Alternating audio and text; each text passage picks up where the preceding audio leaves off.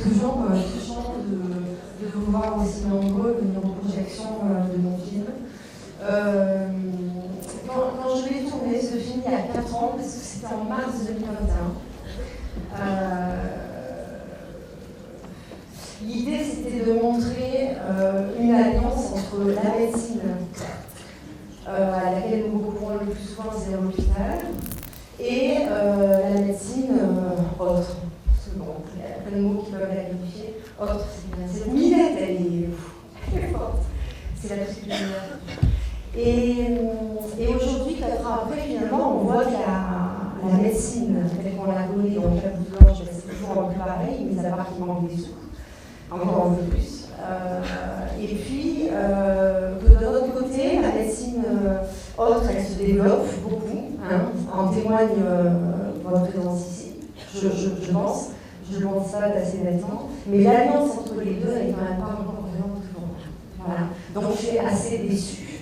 Et le travail doit continuer, selon moi. Je suis très heureuse, encore une fois, de pouvoir partager ce film et très heureuse de pouvoir à chaque fois remercier tous les participants de ce film qui ont, à commencer par les patients, accepté, qui nous ont fait la confiance, à la personne qui était derrière l'image, Caroline Lehédo, la personne qui était au son, Yolande Descarsin, et à moi-même, qui leur ai demandé de faire cette chose bizarre, de se confier devant une caméra, d'accepter et de rentrer dans leur intimité. Ça, c'est déjà, voilà. On peut rentrer concrètement dans leurs mots et essayer, en tout cas c'est ce que j'ai voulu faire, de rentrer un tout petit peu dans leur corps, pour essayer d'un peu mieux comprendre comment ils sentent à l'étroit. Ou pas, enfin bon, je ne vais pas la décortiquer plus, ça appartient à chacun et c'est ô combien c'est complexe. Et puis Frédéric Arndt, qui est la médecin formidable et ouverte d'esprit, qui a accepté la présence d'un chaman qui vit certes en France, mais depuis de nombreuses années, mais qui a un pied au Népal et qui voilà, a reçu des enseignements nombreux de là-bas, donc d'une culture complètement autre, et c'est ce qui moi m'intéressait, cette ouverture d'esprit pour bannir la toute-puissance. Et voilà, cette union qui, pour moi, juste doit résumer l'humanité. Donc, la place pour chacun, et chacun a sa place. C'est des vieilles formules, hein, c'est encore une fois quelque chose, c'est souvent du bon sens. Voilà. Je sais que vous êtes venus découvrir aussi, voilà, en dehors de mon film, que je suis vraiment ravie de vous avoir encore une fois présenté. En plus, l'année dernière, Muriel, qui est je ne sais plus où, là, nous avait fait la joie de nous inviter aussi. Et la salle était pareille. Et on était surpris, on se regardait, on était là, waouh, 615 personnes, c'était juste génial. Et là, ça se reproduit, donc c'est encore plus génial. Et donc voilà, donc moi, j'ai mon travail est là. Donc je vais plutôt céder la parole à Vincent qui va pouvoir parler des soins, de son travail.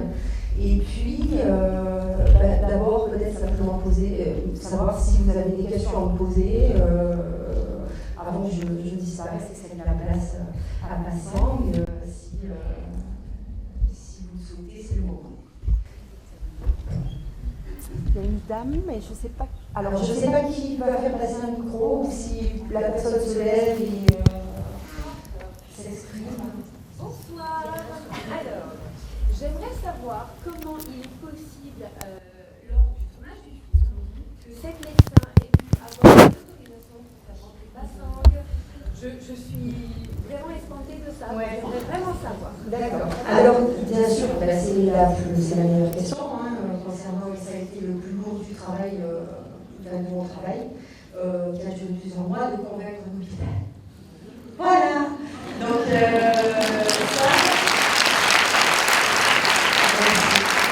Et c'est important pour moi de le faire non pas dans le privé, donc un CHU, mais une clinique, mais dans un CHU.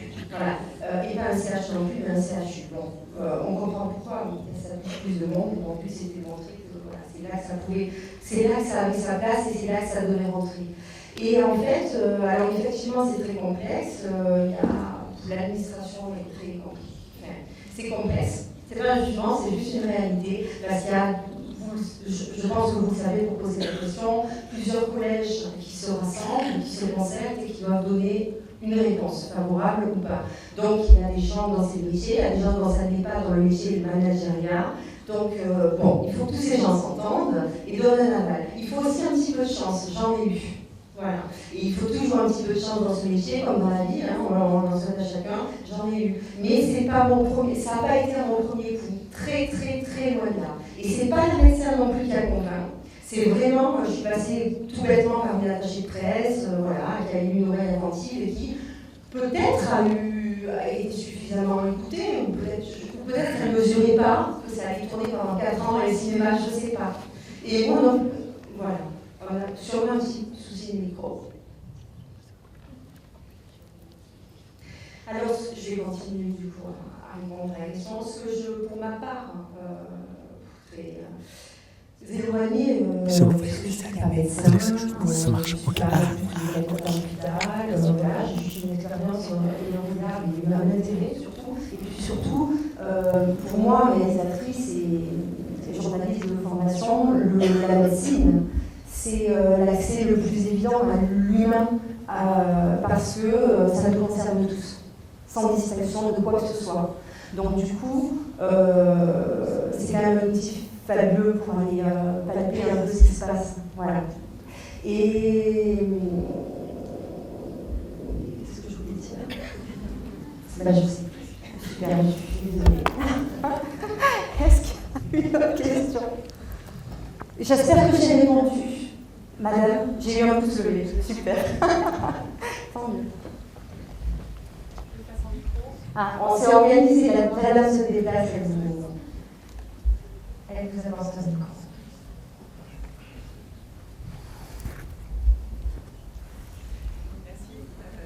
Oui, il faudrait allumer.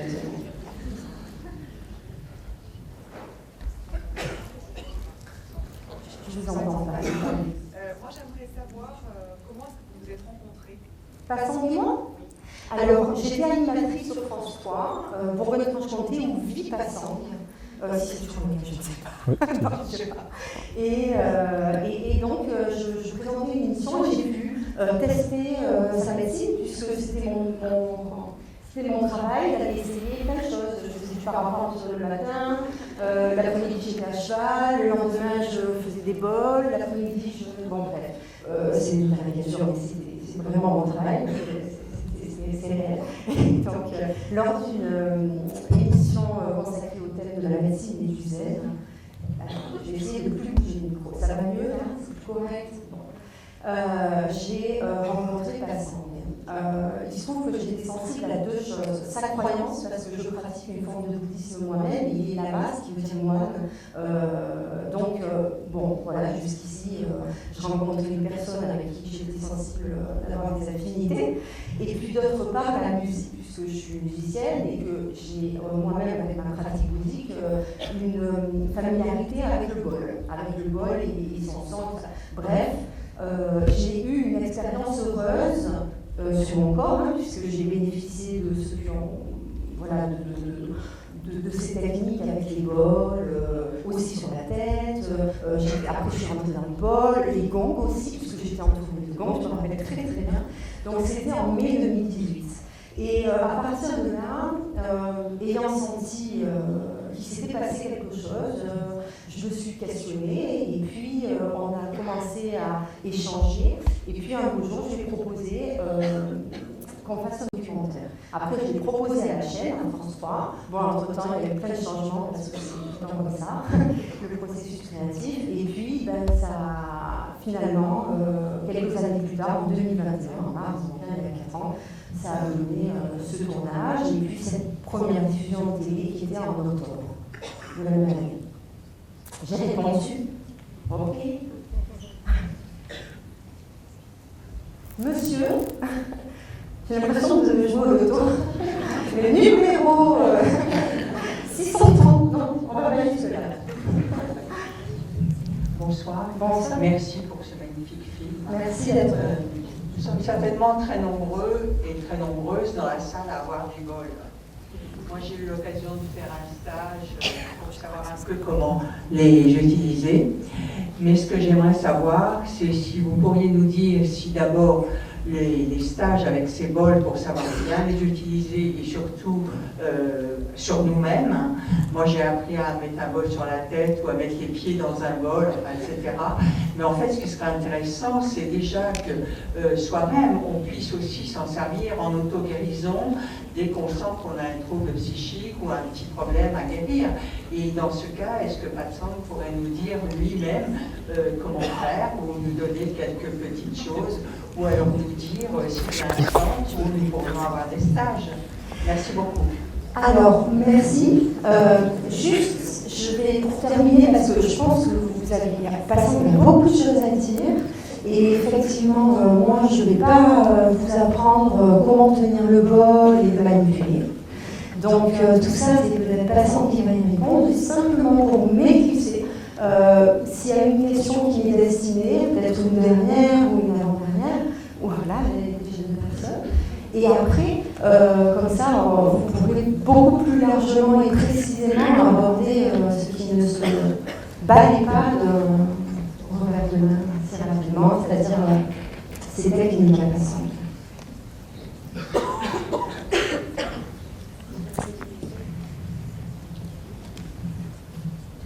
Bonsoir et merci. Vous avez pris le parti de filmer les visages en gros plan. Oui. Vous pouvez nous dire ça? Pourquoi? Expliquer un peu.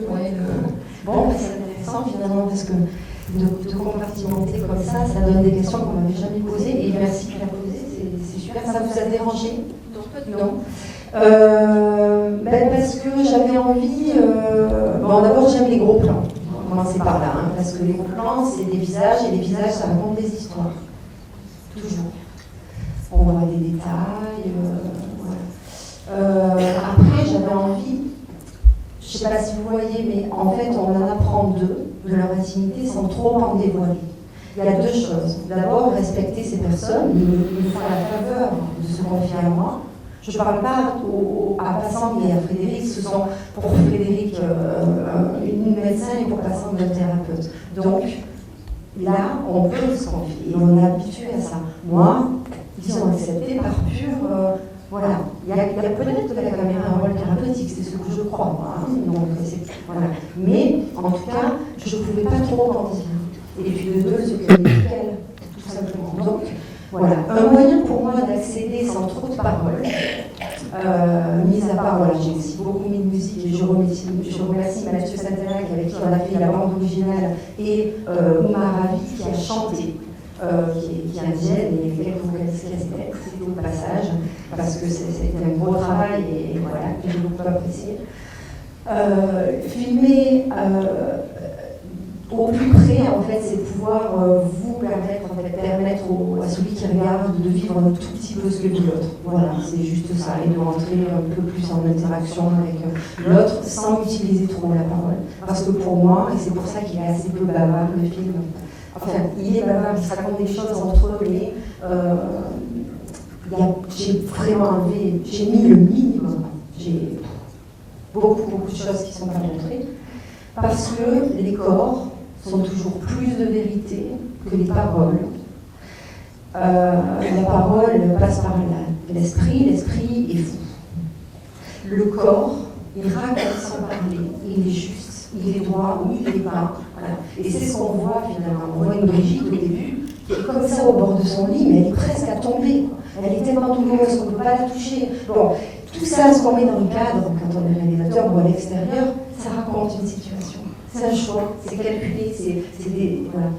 Et les visages, ils racontent tellement. Le nombre de secondes qu'on passe sur un visage raconte tellement. Brigitte, ce moment où, après avoir eu la flûte, après avoir échangé, passer un second moment assise avec Patsang, elle avait les larmes aux yeux. Bon, ben, on va rien raconter sur ça. Qu'est-ce qu'on peut dire de plus? Voilà pourquoi ce choix. J'ai répondu? Il y avait peut-être une dernière question, voilà, de madame. Vous allez pouvoir m'entendre. Ouais. Est-ce que ça a eu un impact du coup au niveau du service hospitalier d'avoir eu cette approche holistique? Est-ce qu'ils ont gardé quelque chose, développé, créé quelque chose d'autre? Alors, très bonne question. D'une part, est-ce que ça a eu un impact pendant qu'on y était. La première chose, c'est que j'ai tourné au moment du Covid.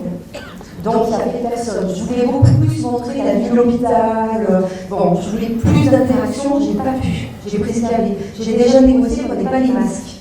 Parce que c'est similaire à l'élément du film, je le savais. Aujourd'hui, voir des masques, voilà, c'est pas possible. Et justement, non, pour répondre à la question. Alors, il y a des techniques d'hypnose et d'auto-hypnose que Frédéric Hant, la médecin qui est dans le doc, avait déjà et continue. Elle bosse avec une nana qui propose de l'équithérapie. D'accord. Voilà, il y a des choses comme ça. Il y a des choses comme ça, il y a des outils qui sont proposés, mais qui étaient déjà là.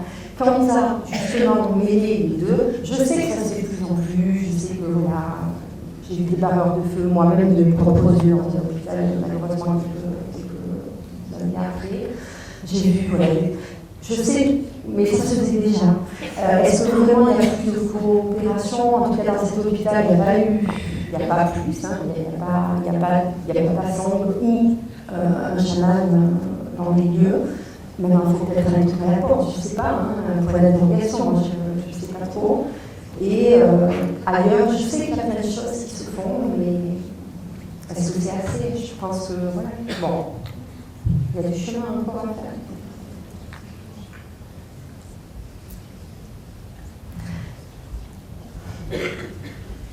Pourquoi vous avez fait le choix de mettre la partie où on voit le confrère de Frédéric? Oui. Ah, c'est encore une question. Ça pourrait être discuté pendant très longtemps, je pense, si tout le monde disait un mot à ce sujet. Donc, il s'appelle Jacques Cohen, le professeur. Il est maintenant à la retraite. J'ai pas entendu. Ah, il était déjà à la retraite. C'est peut-être pour ça qu'il est venu qu'il a accepté. Bon, il faut quand même être courageux. Hein, on ne peut pas lui enlever ça. Et donc ça s'aspecte. Non, pourquoi? Parce que forcément, pour qu'il y ait des oppositions aussi grandes, parce que les humanités se rencontrent, ça veut dire qu'il y a des dogmes tout aussi grands. Et pour moi, il représentait, dans une partie de sa pensée, on n'est pas totalitaire, cet homme fait des choses très bien par ailleurs. D'ailleurs, il a fait plein de missions en Afrique, il fait plein de trucs, bon bref. Mais je trouve qu'il a pu incarner à ce moment-là une pensée un tout petit peu rigide. Je vais la corriger. Je pense que les yeux parlent. Et j'ai beaucoup nettoyé. Voilà. Donc, mais c'était en effet quand même important de le mettre. Et effectivement, dans ces 52 minutes de douceur, ça peut paraître un peu agressif, bien que ça l'est beaucoup moins que la réalité. Mais voilà, je trouve que ça raconte quelque chose avec des blocages, tout simplement. Quand on voit que ça marche, la violence thérapeutique, parce qu'on le voit avec les patients, on se dit pourquoi alors? Bon, on sait donner des problèmes d'argent, voilà. Mais en même temps, quand on va au CHU, on prévient, alors que quand on va au thérapeute, on paye 50 et 70 €. Bon, là aussi, il y a des frais, voilà, et la sécu, et tout ça, c'est des vraies questions, et en fait, ça m'a permis d'aborder toute superficie, parce que voilà, on a le temps qu'on a, il faut rentrer dans des cases, c'est la dire, sur ce sujet-là qui en est un, on va l'oublier, ça fait partie du truc aussi. Donc, voilà pourquoi. Excusez-moi. Oui. Est-ce que votre film a pu favoriser ce genre de pratique, donner l'idée à d'autres hôpitaux? Parce que celui-là n'est pas proche de chez nous. Donc... Moi, je ne sais pas, parce que je ne fais pas une revue de presse de qui fait quoi. Non, mais au bout de 4 ans, vous avez de... Si, j'ai plein de retours en fait, mais je ne suis pas allée dans les services, voilà, alors peut-être que ce serait bien de le faire, mais voilà, on va dire j'espère que oui, mais je pense que oui, parce que de toute façon, oui, j'en suis même sûre, parce qu'en fait, il y a quand même, ça prouve que ça peut, en fait, du coup ça encourage, et si ça encourage, ça donne peut-être un peu de force, et voilà. Ouais. Est-ce que vous avez des nouvelles des 3 patients? Ah oui, bien sûr, il y a toujours des nouvelles des 3 patients. C'est vrai que, bon, il faudrait que j'aille les voir juste pour faire 3 petites interviews que je pourrais rajouter au film, comme ça, oui, hein, ça marche. Est-ce que pas ça, on a eu des nouvelles des 3 personnes? Ah ben ça, vous les demanderez. Eh ben, voilà, on ma question. Alors, bon, je vais finir avec ça, et après moi je vais m'éclipser, je vais laisser la parole à Vincent. Alors, j'ai toujours des nouvelles des 3, et davantage encore de Michael, qui me remercie, et qui est toujours le premier à me souhaiter la bonne année. Voilà. Voilà. Merci.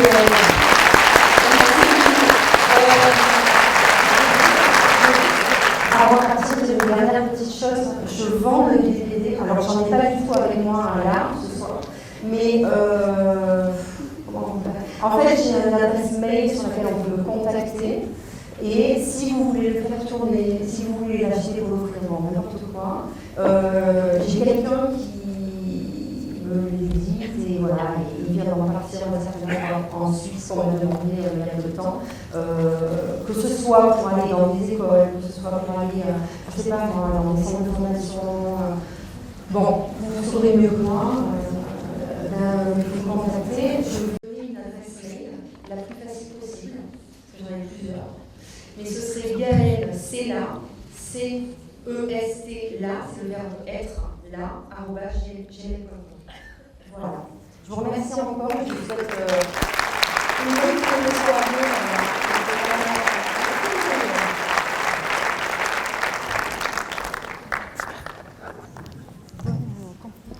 Merci Gaëlle. Bonsoir, merci d'être là. En tout cas, ça fait vraiment chaud au cœur que vous êtes aussi nombreux ici. Et en tout cas, merci beaucoup. Alors, je vais...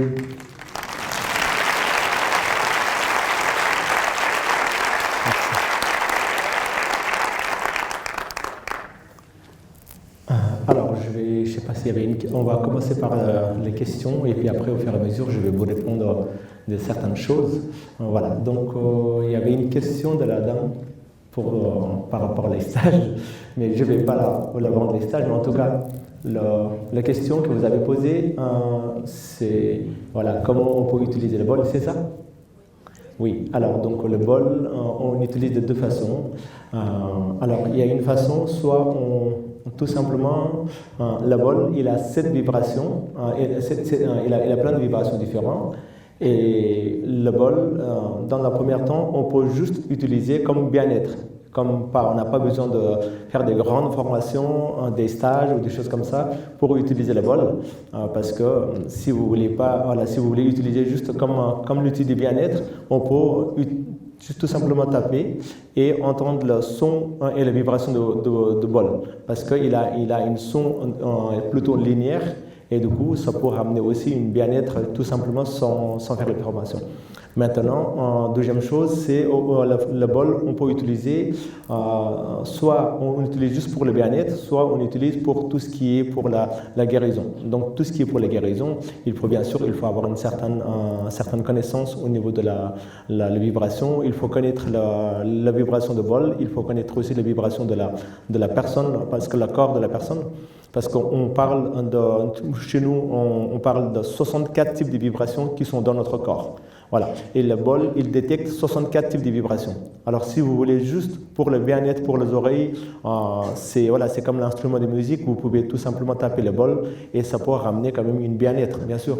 Mais maintenant, si vous voulez aller rentrer plus dans le monde invisible, parce que le bol n'est pas qu'un outil, un instrument de musique, donc c'est un outil qui permet de rentrer dans le monde de visible à invisible. Donc si dans ce cas-là, on utilise le bol on détecte la vibration de la personne sur le corps et comme j'ai expliqué tout à l'heure, il y a 64 types de vibrations et à partir de 64 types de vibrations, si on connaît les 64 types de vibrations, on peut détecter le déséquilibre chez les personnes, un déséquilibre lié par rapport à la mémoire cellulaire, le déséquilibre lié par rapport à la mémoire transgénérationnelle, la mémoire karmique ou aussi mémoire vive. Depuis notre naissance jusqu'à aujourd'hui, tout ce qui est de la mémoire, voilà. Donc le bol, on peut utiliser plusieurs manières différentes. Voilà.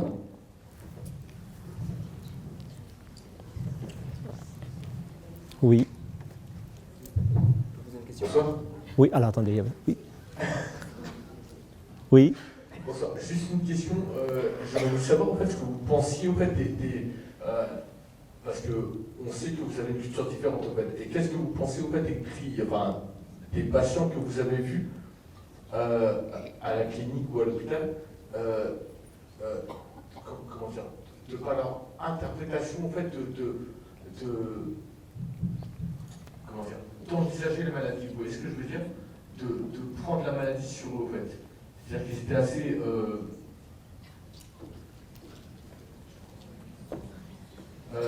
assez comment dire, renfermés sur eux en fait. On sentait qu'il y avait vraiment un certain blocage en fait cérébral interne.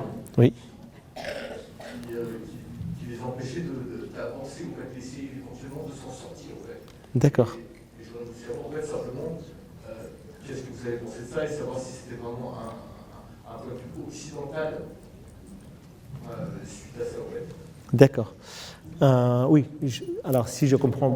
Alors, donc, bien sûr, déjà, les patients, c'est déjà super que déjà dans un premier temps, ils l'acceptaient à de filmer. D'accord. Donc c'est déjà, ils ont quand même, il y a un blocage, bien sûr, c'est déjà un blocage parce que ces personnes-là, ils sont pas comme vous êtes venus ici parce que je pense que vous connaissez déjà un sort de médecine douce. Ils sont déjà, une certaine personne qui sont déjà fait une démarche près de voir un chaman, d'un énergéticien, d'un thérapeute. Alors que eux, c'est des personnes qui n'ont pas le moyen et qui n'ont jamais vu un chaman dans leur vie. Okay?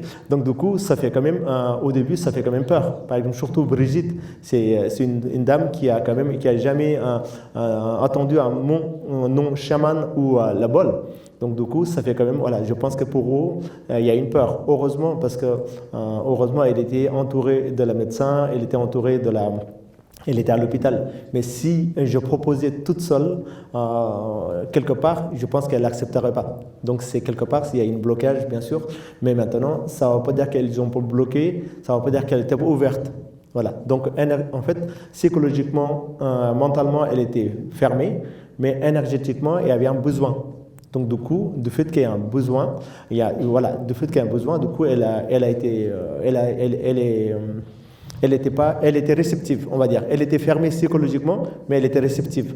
Donc du coup, le travail que je fais, ça permet de ramener quand même beaucoup de bien-être.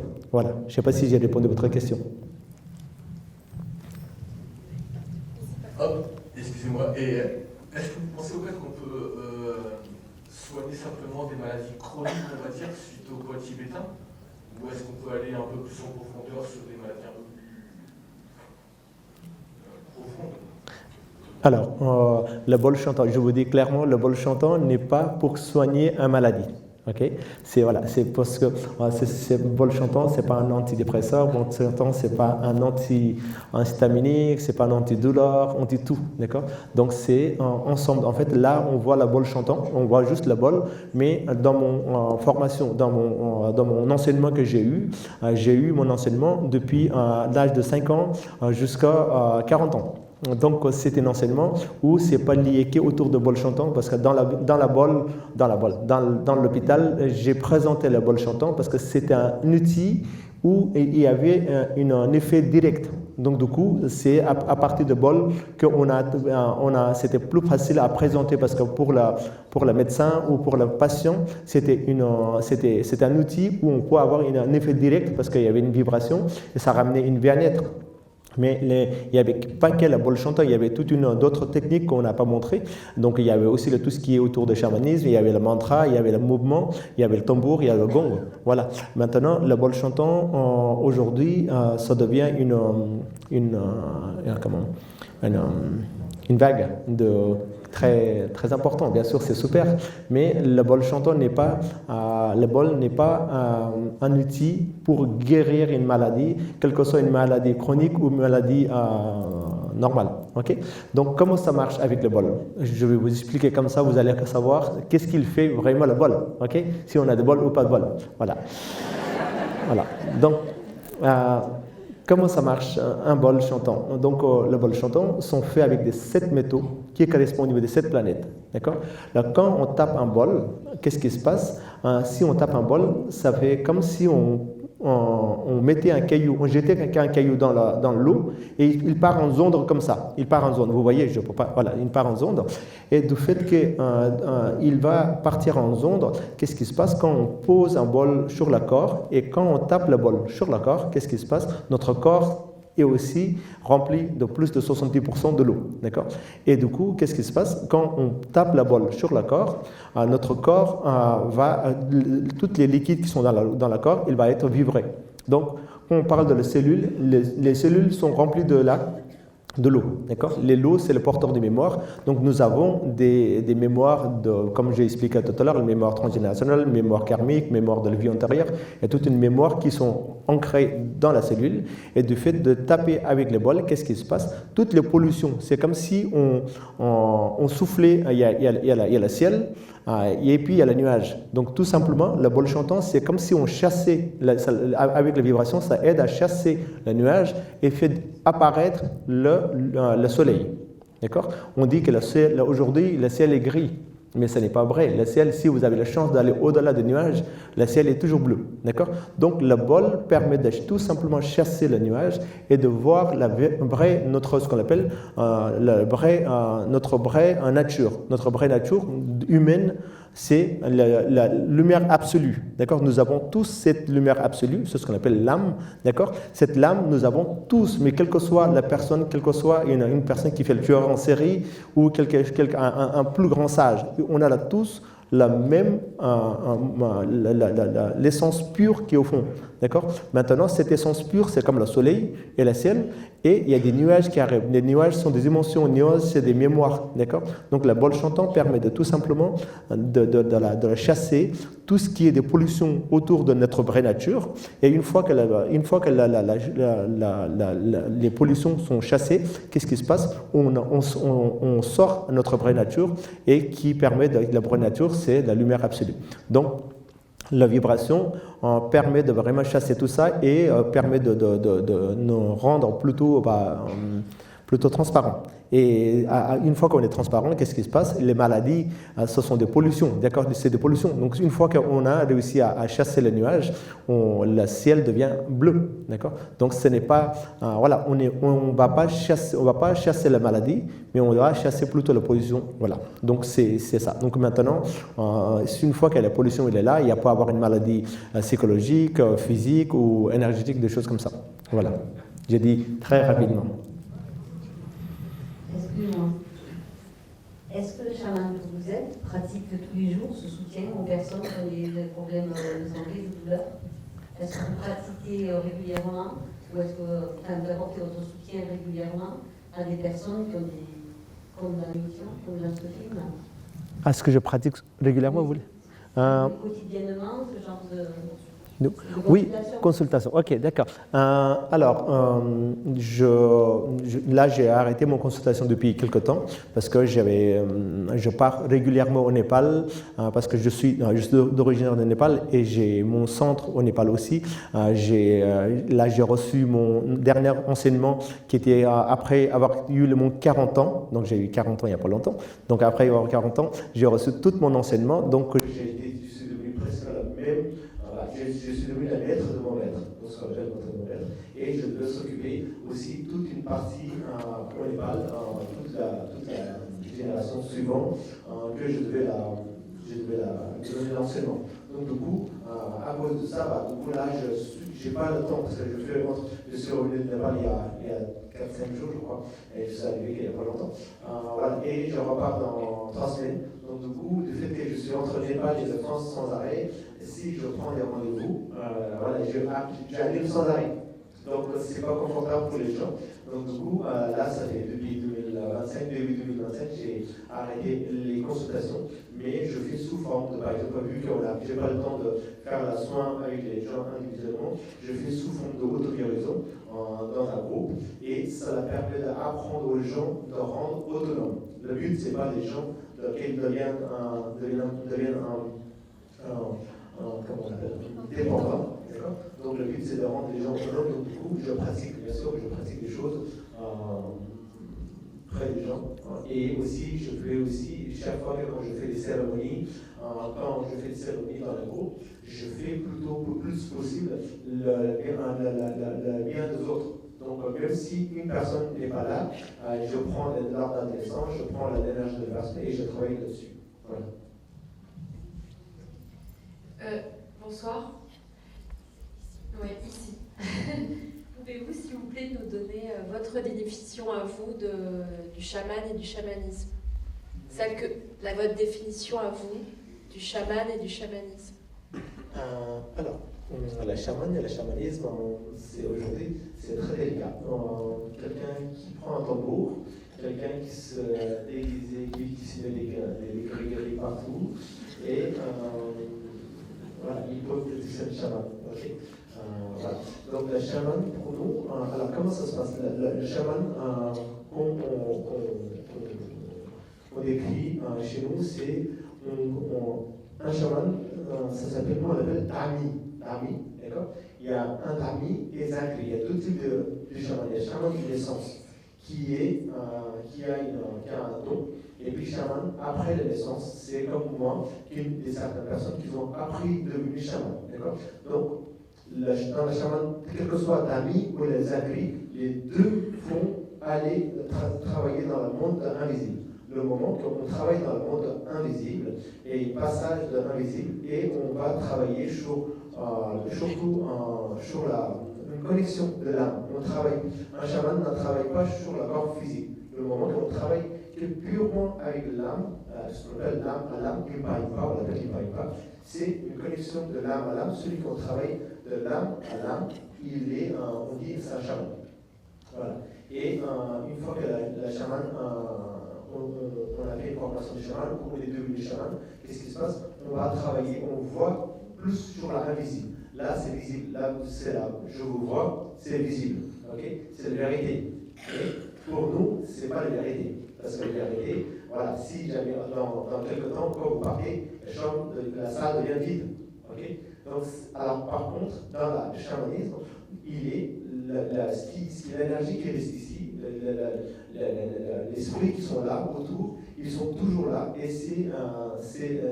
le visible devient invisible et invisible devient visible. Donc celui qui travaille dans le monde de visible à invisible, c'est le chaman. Voilà, je ne sais pas si j'ai répondu. Ouais. Mais les autres, pareil, ils disent la même chose. Les autres chamans avec les plumes et tout ça, et les tambours, ils disent la même chose. Ah, bah, tous disent la même chose. Je n'ai pas dit contre, je n'ai pas dit contraire. Et tout simplement, c'est-à-dire qu'aujourd'hui, en fait, il y a tout l'effet de flou, de vague. Okay? Et à un moment, c'était la chaman, après, c'était la yoga, après, c'est la médecine chinoise, après, c'est on a toute une vague. Donc, du coup, c'est vrai que le chamanisme existe depuis toujours. Aujourd'hui, on parle beaucoup, mais ça existe toujours. Et voilà, c'est tout simplement. Merci d'avoir répondu à la question que je pensais vous poser.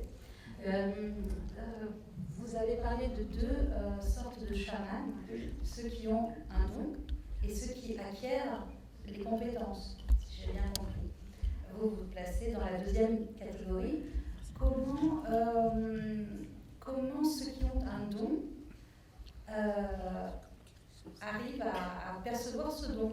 Est-ce qu'il y a des éléments, des facteurs déclenchants ou des éléments de perception particulière? Alors, donc, ce qu'on appelle les chamans de naissance, ce qu'on appelle Zakri. Zakri, ce sont des enfants, par exemple, à partir de 12-13 ans, quand les enfants, oui, 12-13 ans, il y a certains enfants qui commencent à dire que je vois une image, j'entends les voix. Et quand j'entends les voix, je vois les images, et ici, ce qu'on appelle les schizophrènes.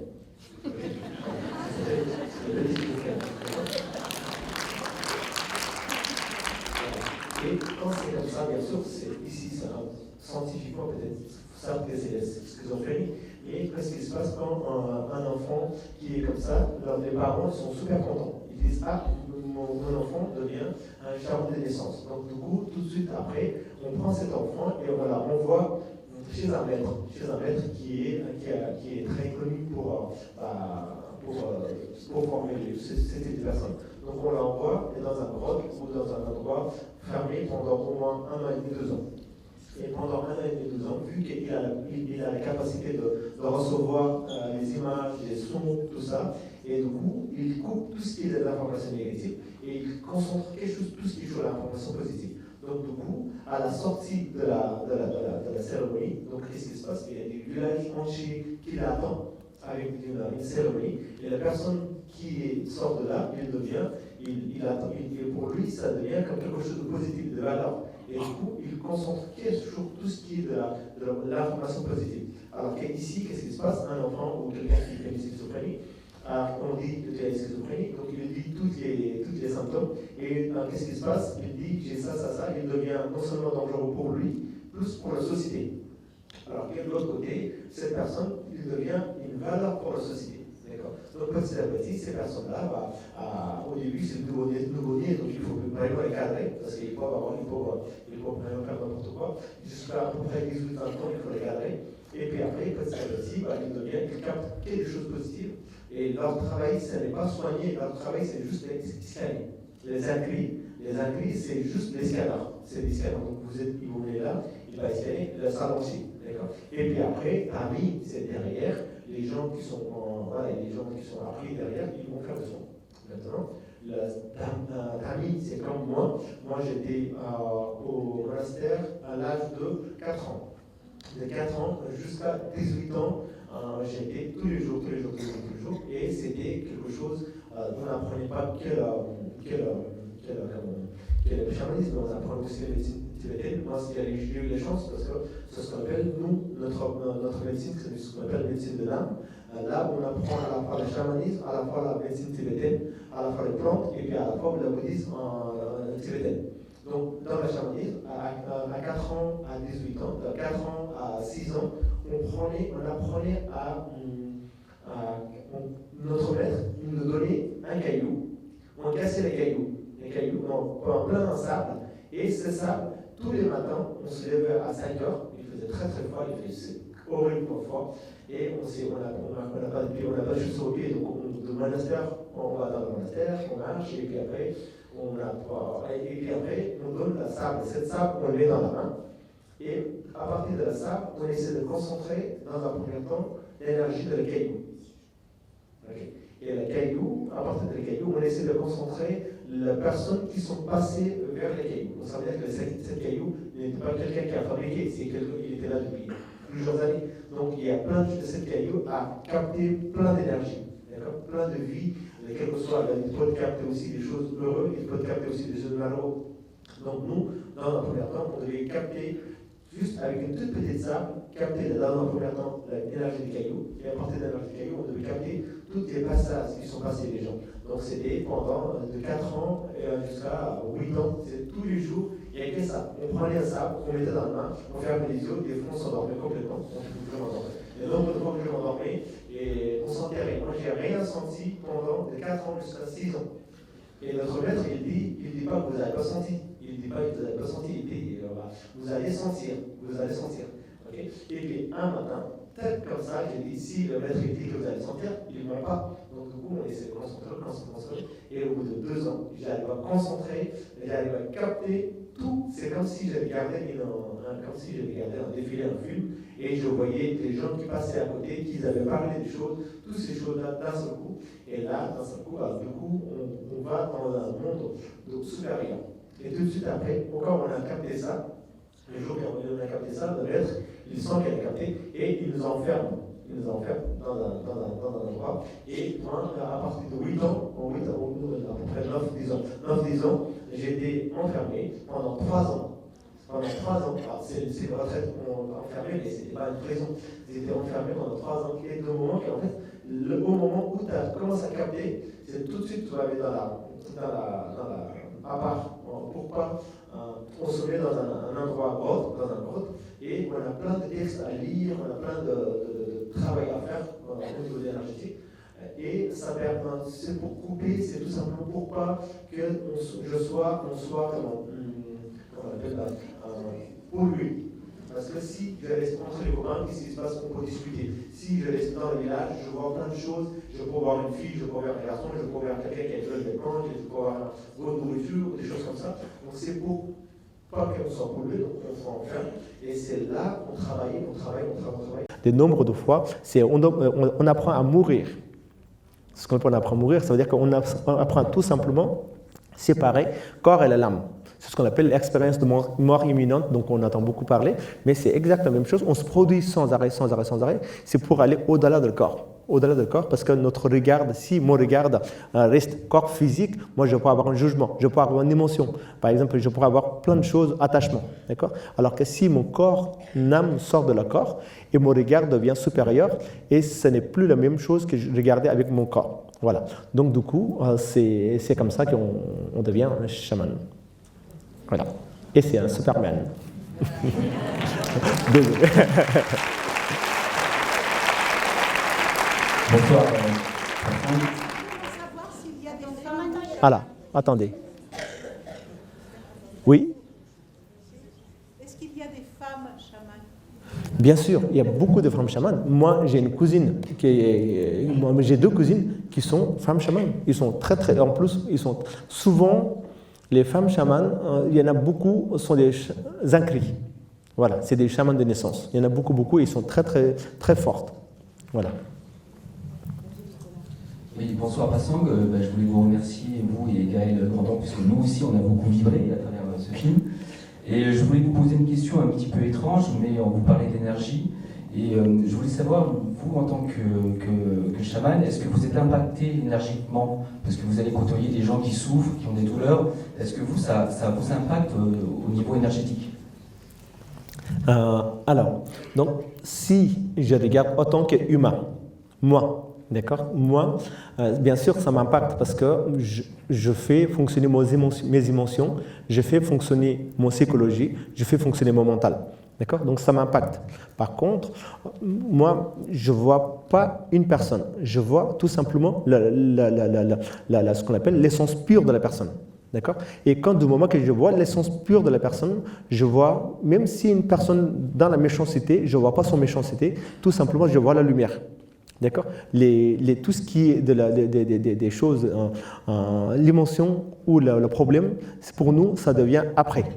D'accord? Donc du coup, bien sûr, au début, je ne vais pas dire au début, j'avais vraiment, je sentais que la lame, que la lame de personne, parce que là, aujourd'hui, là, si vous êtes nombreux, si je ouvre mon canon, je vais sentir comme un radar, je vais sentir le problème de tout le monde. Okay? Mais ça n'est pas ça. D'accord? Ça, sinon, tu ne vis plus. Tu vois les choses dans chaque coin de la rue, tu vois les gens qui crient, des hurlent, tout ça, ça reste un attachement. D'accord? Mais ça, si je fais ça, je ne peux pas travailler. C'est comme si une maman console son enfant en pleurant. D'accord? Maman, il pleure et bébé, il pleure aussi. D'accord? Donc, si je deviens comme ça, on devient comme ça, on ne peut plus le travailler. Donc, du coup, on ne regarde plus la souffrance physique de la personne, on ne regarde plus la souffrance psychologique de la personne, on regarde tout simplement la pollution. D'accord? Et du moment qu'on regarde la pollution, notre but, c'était d'enlever la pollution. Et puis après, une fois que la pollution est enlevée, on ne s'en sent plus cette empathie. Maintenant, j'ai été, quand je suis venu, une fois que je suis venu de Népal, à un moment donné, j'étais j'étais devenu beaucoup dans le monde occidental. D'accord? Je ne critique pas le monde occidental, c'est super, vraiment super, je respecte. D'accord? Mais en tant que société occidentale, est différent qu'un individu. D'accord? Individu est super, mais la société, il est différent. Okay? Je ne vais pas critiquer, je ne vais pas dire que c'est mauvais, c'est différent par rapport à la société où j'ai vécu. D'accord? C'est différent. Et du coup, à un moment donné, j'étais devenu, quand je suis arrivé de Népal, 5-6 ans après, je suis devenu comme les autres veulent, mais pas comme je veux. D'accord? Et du coup, j'étais complètement impacté par l'émotion des gens, j'étais complètement impacté par la psychologie des gens, tout ça. Et à un moment donné, tout mon être était absorbé par les gens. D'accord? Et du coup, j'étais devenu tellement pollué que j'ai capté tout ce qui est négatif et je devenais complètement négatif. Et là, c'est là, mon maître m'a dit, quand je suis allé là-bas, il a dit, petit, tu es en train de gagner plein de choses, mais tu es en train de perdre plein de choses. Donc j'ai dit, quand tu deviens négatif, tu ne vas pas entendre qu'il y a quelqu'un qui te dit négatif. Donc du coup, j'ai dit non, tu ne sais pas grand-chose. Moi, je vis en France, je suis dans le monde occidental, j'ai fait ça, et tu ne connais pas grand-chose. Donc je disais ça à mon maître, et quand je suis venu en France, j'ai vraiment senti que j'étais au fond du trou. Et là, je n'acceptais pas. Et c'est là que j'ai compris qu'est-ce que c'est d'avoir... Il y a deux choses qui se bloquent en occidental, soit en haut, soit en bas. Soit on est bloqué de la sommeil, soit on est bloqué de la constipation. Okay? Donc deux choses. Voilà, soit en haut, soit en bas. Et là, moi, j'ai reçu les deux choses. Soit on est en haut, soit en bas. Donc moi, j'avais à la fois la sommeil perturbé, plus la constipation. D'accord? Les deux étaient bloqués. Et quand les gens ils venaient me voir, je disais aux gens, les gens ils parlaient plein de choses, et moi je disais je comprends. Et les personnes ils disent, moi j'arrive pas à dormir, je passe la nuit blanche, et monsieur, comment on va faire tout ça? Et moi je disais je comprends madame, je comprends monsieur. Sauf que après, une fois que j'ai vécu, maintenant je vis pleinement. Je connais qu'est-ce que c'est. D'accord? Et du coup, je suis reparti au Népal, j'ai refait plusieurs mois de retraite, et une fois que plusieurs mois de retraite, je suis redevenu moi-même. Et depuis, maintenant, je ne capte plus l'énergie des gens, je ne capte plus l'émotion des gens. Voilà. Donc, je deviens moi-même. Voilà. Et pour vous dire que continuer, voilà. Donc là maintenant, si quelqu'un qui dit que je suis constipé ou j'ai l'insomnie, je comprends tout à fait. Avant, je comprenais parce que j'ai lu. Maintenant, je comprends parfaitement parce que j'ai vécu. Voilà.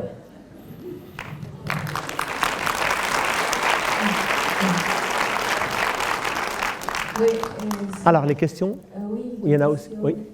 Merci beaucoup pour la beauté que j'ai pu regarder là-bas. C'est impressionnant. J'ai resté vraiment étonnée de ce film. Et j'ai une petite question sur la façon comment vous voulez le bol. Parce que vous l'avez mis sur la tête, mais je ne sais pas quelle est la différence entre, si vous donnez plus approche du corps ou plus loin du corps. C'est une différence dans cette technique, je ne sais pas, c'est pour savoir ça.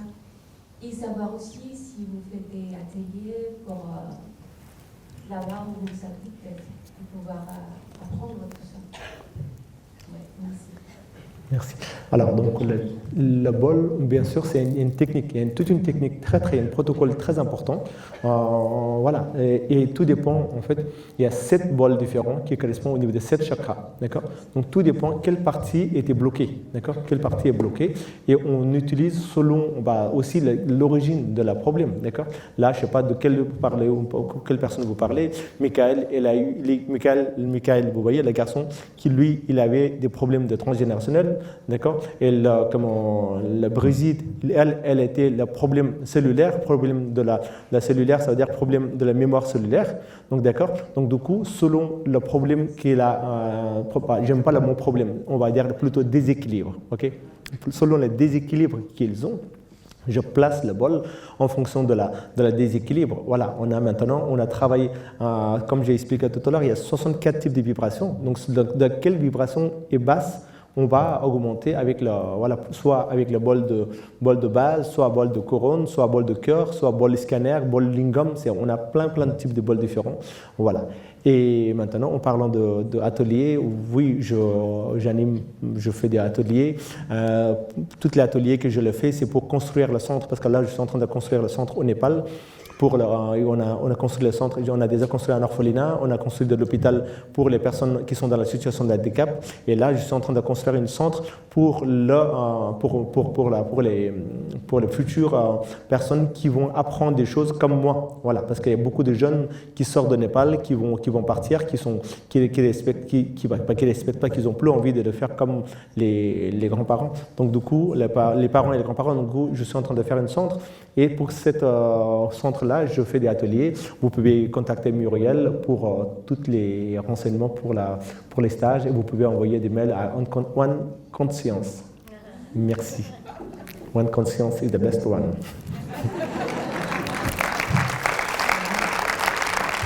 Bonjour, merci Passant. J'avais une question, savoir comment vous vous êtes ici. Comment vous vous êtes senti quand vous êtes rentré dans le CHU?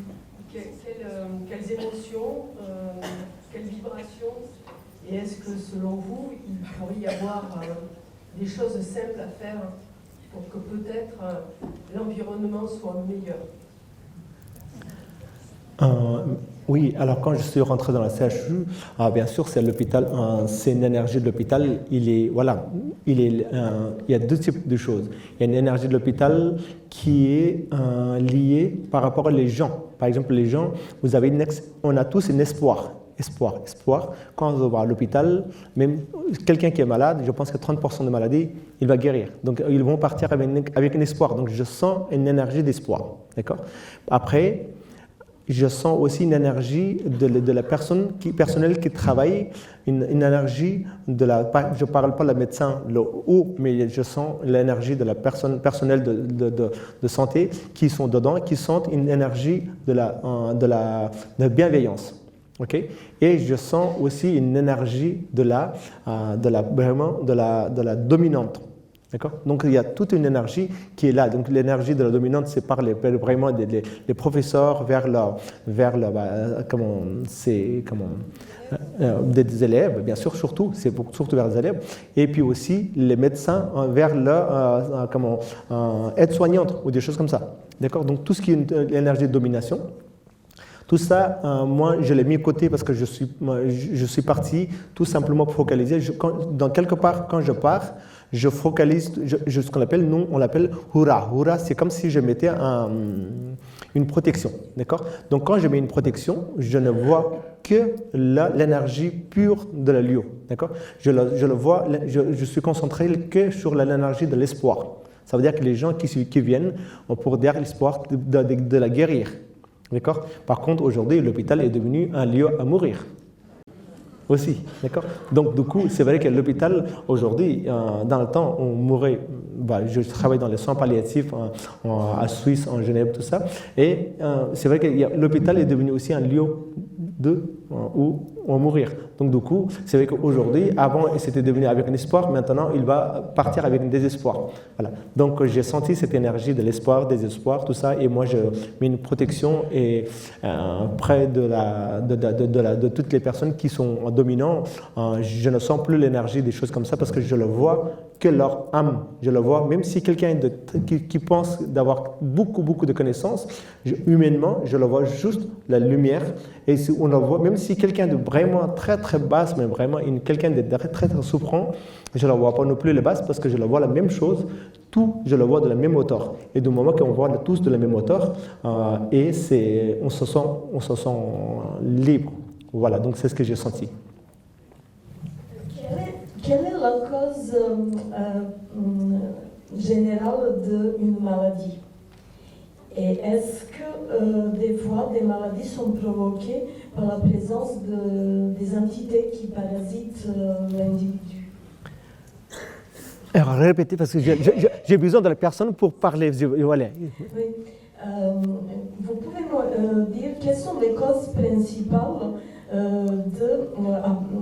d'une maladie?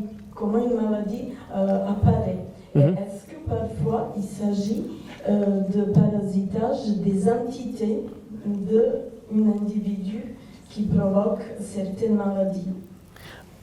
Alors, quelle est la cause de maladie? Donc, on peut avoir plein de causes de maladie. Maladie, c'est tout simplement lié par rapport à un déséquilibre. Okay? Toute une question pour nous. Alors, moi, je parle de mon façon que je parle. D'accord? On a tous peut-être des choses différentes. Nous, c'est tout simplement la maladie, ça vient une cause d'un déséquilibre. D'accord? Déséquilibre, tout simplement, comme je donne toujours cet exemple de la lumière. D'accord? Si vous avez une lumière ici, si en bas il y a une pollution qui part, qu'est-ce qui se passe? Avec le fumée, cette lumière, il va être assombri par la fumée. D'accord? Donc, ça n'est pas la lumière, l'intensité des lumières n'a pas été baissée. D'accord? C'est une lumière qui fait 50 watts, il y a une fumée qui part d'en bas, qu'est-ce qui se passe? La lumière, il brille toujours de 50 watts, mais on dit que cette lumière ne brille pas assez. Donc, dans la vérité, la lumière, il brille toujours, sauf qu'il y a une pollution. D'accord? Donc, quand on parle de la maladie, c'est exactement la même chose. C'est comme le nuage qui passe et qui va cacher le soleil et qui va faire froid. D'accord? Alors que le soleil, il donne toujours la même intensité de la puissance. D'accord? Donc, la maladie, c'est pareil. Du coup, pour nous, c'est vraiment un déséquilibre lié. Pour nous, c'est le déséquilibre lié par rapport à une pollution qui est autour de la lame. Maintenant, maladie, pour nous, il y a 3 vérités. Il y a la naissance, il y a la maladie, non, il y a la naissance, vieillesse, maladie et la mort. Il y a 4 vérités, ce qu'on appelle 4 vérités. Et ça, on ne peut pas passer. D'accord? Maintenant, ici, le problème, ce n'est pas la maladie. Le problème, c'est de comment on accepte cette maladie. Parce qu'ici, on n'accueille pas la maladie. D'accord? Les 4 vérités, c'est ce que j'ai dit, la naissance, vieillesse, maladie et la mort. Donc, on n'accepte pas la vérité ici. La vérité, on garde toujours à part. D'accord? Donc, du moment que la maladie n'est pas un problème, le problème, c'est que parce qu'on pousse toujours la maladie. D'accord? Donc, moi, je n'apprends pas à guérir la maladie. J'apprends à aimer cette maladie. D'accord? Aimer cette maladie et d'embrasser cette maladie. D'accord? Et plus on aime cette maladie, qu'est-ce qui se passe? On voit plutôt toujours des côtés positifs. Bien sûr, il faut guérir, mais si on obsède de dire que je dois guérir, on voit qu'il y a ça autour. D'accord? C'est ce qu'on dit chez nous. Si vous pleurez pour dire qu'il n'y a pas de soleil, si on pleure pour dire que le soleil a couché, les larmes empêchent de voir les étoiles. Vous comprenez? Si on pleure dire que le soleil a couché, les larmes empêchent de voir les étoiles. Donc, la maladie, c'est exactement la même chose. Au moment où la maladie arrive, qu'est-ce qui se passe? C'est comme s'il y a une nuit qui arrive, et on pleure dire qu'il n'y a plus de soleil, il n'y a plus de soleil, il n'y a plus de soleil. Et à cause de la larme, on ne voit ni les étoiles, ni cette beauté de la lumière, de la lune, ou ni cette douceur de la nuit. Donc, la maladie, c'est la même chose. On s'écroule tellement sur la maladie, on ne voit plus d'autres choses. D'accord? Donc, l'important, c'est si, bien sûr, la maladie, elle est là, on va faire certaines choses, des démarches pour guérir, mais si vous essayez de pousser toujours la maladie, il va encore prendre. Donc, pour nous, c'est ce qu'on appelle, nous, on l'appelle échange équivalent. Je parle souvent ça, c'est échange équivalent. Ça veut dire qu'il y a toujours une chose positive dans le négatif. Okay? Maladie, c'est exactement la même chose. Voilà, il y a toujours chaque chose qui se passe dans notre corps, chaque événement qui nous arrive, il est là pour nous apprendre quelque chose. D'accord? Donc, un échange équivalent, c'est par exemple, pour donner un exemple, quelqu'un qui me lance un gros caillou. Ou parmi vous, je sais que vous ne faites pas ça, mais voilà, aujourd'hui, on va faire dire ça. Quelqu'un qui m'a laissé un gros caillou, ce caillou, il va arriver sur ma tête, ok? Et j'ai la tête qui est éclatée. Ok? Bon, on va essayer, non? Il n'y a pas de caillou, c'est pas grave. Ok, donc pour donner un exemple, alors, quelqu'un qui lance un caillou, il va arriver sur ma tête, j'ai la tête éclatée, et qu'est-ce qui se passe? J'ai 3 choses qui vont se passer. La première chose, j'ai la colère vers la personne, j'ai la peur vers la personne qui jette les cailloux.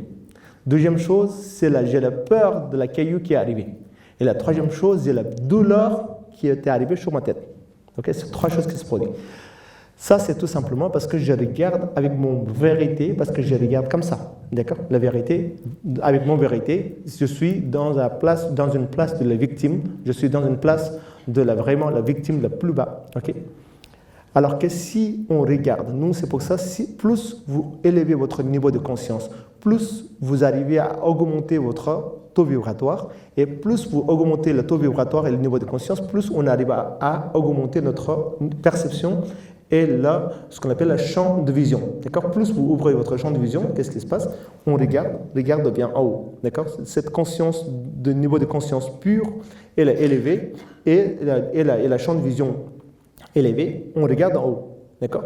Et quand on regarde en haut, qu'est-ce qui se passe? On voit certes qu'on voit ces 4 personnes qui jettent les cailloux, on voit le caillou arriver, on voit que je me suis blessé la tête, mais du fait que je regarde d'en haut, je le vois une personne qui est beaucoup plus fragile que moi. D'accord? Heureusement, le caillou était tombé sur ma tête, ça m'a juste éclaté, mais s'il tombait derrière, la personne peut mourir. Donc, l'échange équivalent, c'est qu'en fait, je donne, dire que grâce à moi, j'ai réussi à sauver une personne. D'accord? C'est ce qu'on appelle l'échange équivalent. Dans toutes les choses négatives, il faut juste le voir. Par contre, pour voir l'échange équivalent, c'est très très dur. C'est très dur. Je vous assure que c'est très dur. Mais une fois que vous arrivez, si vous avez appris à pratiquer cet échange équivalent, on n'est jamais dans la souffrance. On est toujours gagnant. Et chaque chose qui vient nous apprend quelque chose. Bien sûr, ce n'est pas des fois, dans certains moments qui sont très très difficiles, mais des fois, de voir juste une pointe de lumière et de souffler. Là, vous allez voir une toile complètement blanche et il y a une pointe noire. Et si vous regardez qu'est-ce sur la pointe noire, qu'est-ce qui se passe? Toutes les toiles blanches deviennent noires. D'accord? Alors que s'il y a une toile noire et vous regardez qu'est-ce sur la pointe blanche, ça devient tout blanc. D'accord? C'est là où le principe de Yin et Yang. D'accord? Donc, maladie, il est là. Il nous apprend quelque chose, pour nous faire grandir, pour nous amener à quelque chose. Voilà. Maintenant, bien sûr, il y a certaines maladies qui guérissent, certaines maladies ne guérissent pas. Quand il n'y a pas de guérison, qu'est-ce qui se passe? On ne va pas. Voilà, c'est dans ces cas-là, il faut voir l'échange équivalent. Et à partir de l'échange équivalent, on va être toujours gagnant. Voilà. Et au niveau de l'entité, c'est sûr que l'entité, il y a plusieurs façons dont on peut tomber malade. On peut tomber malade lié par rapport à la mémoire de la transgénérationnelle, mémoire karmique, mémoire vive, mémoire de vivre, ça veut dire mémoire que depuis notre naissance jusqu'à aujourd'hui. Donc toute une cause différente. Voilà. Ça va?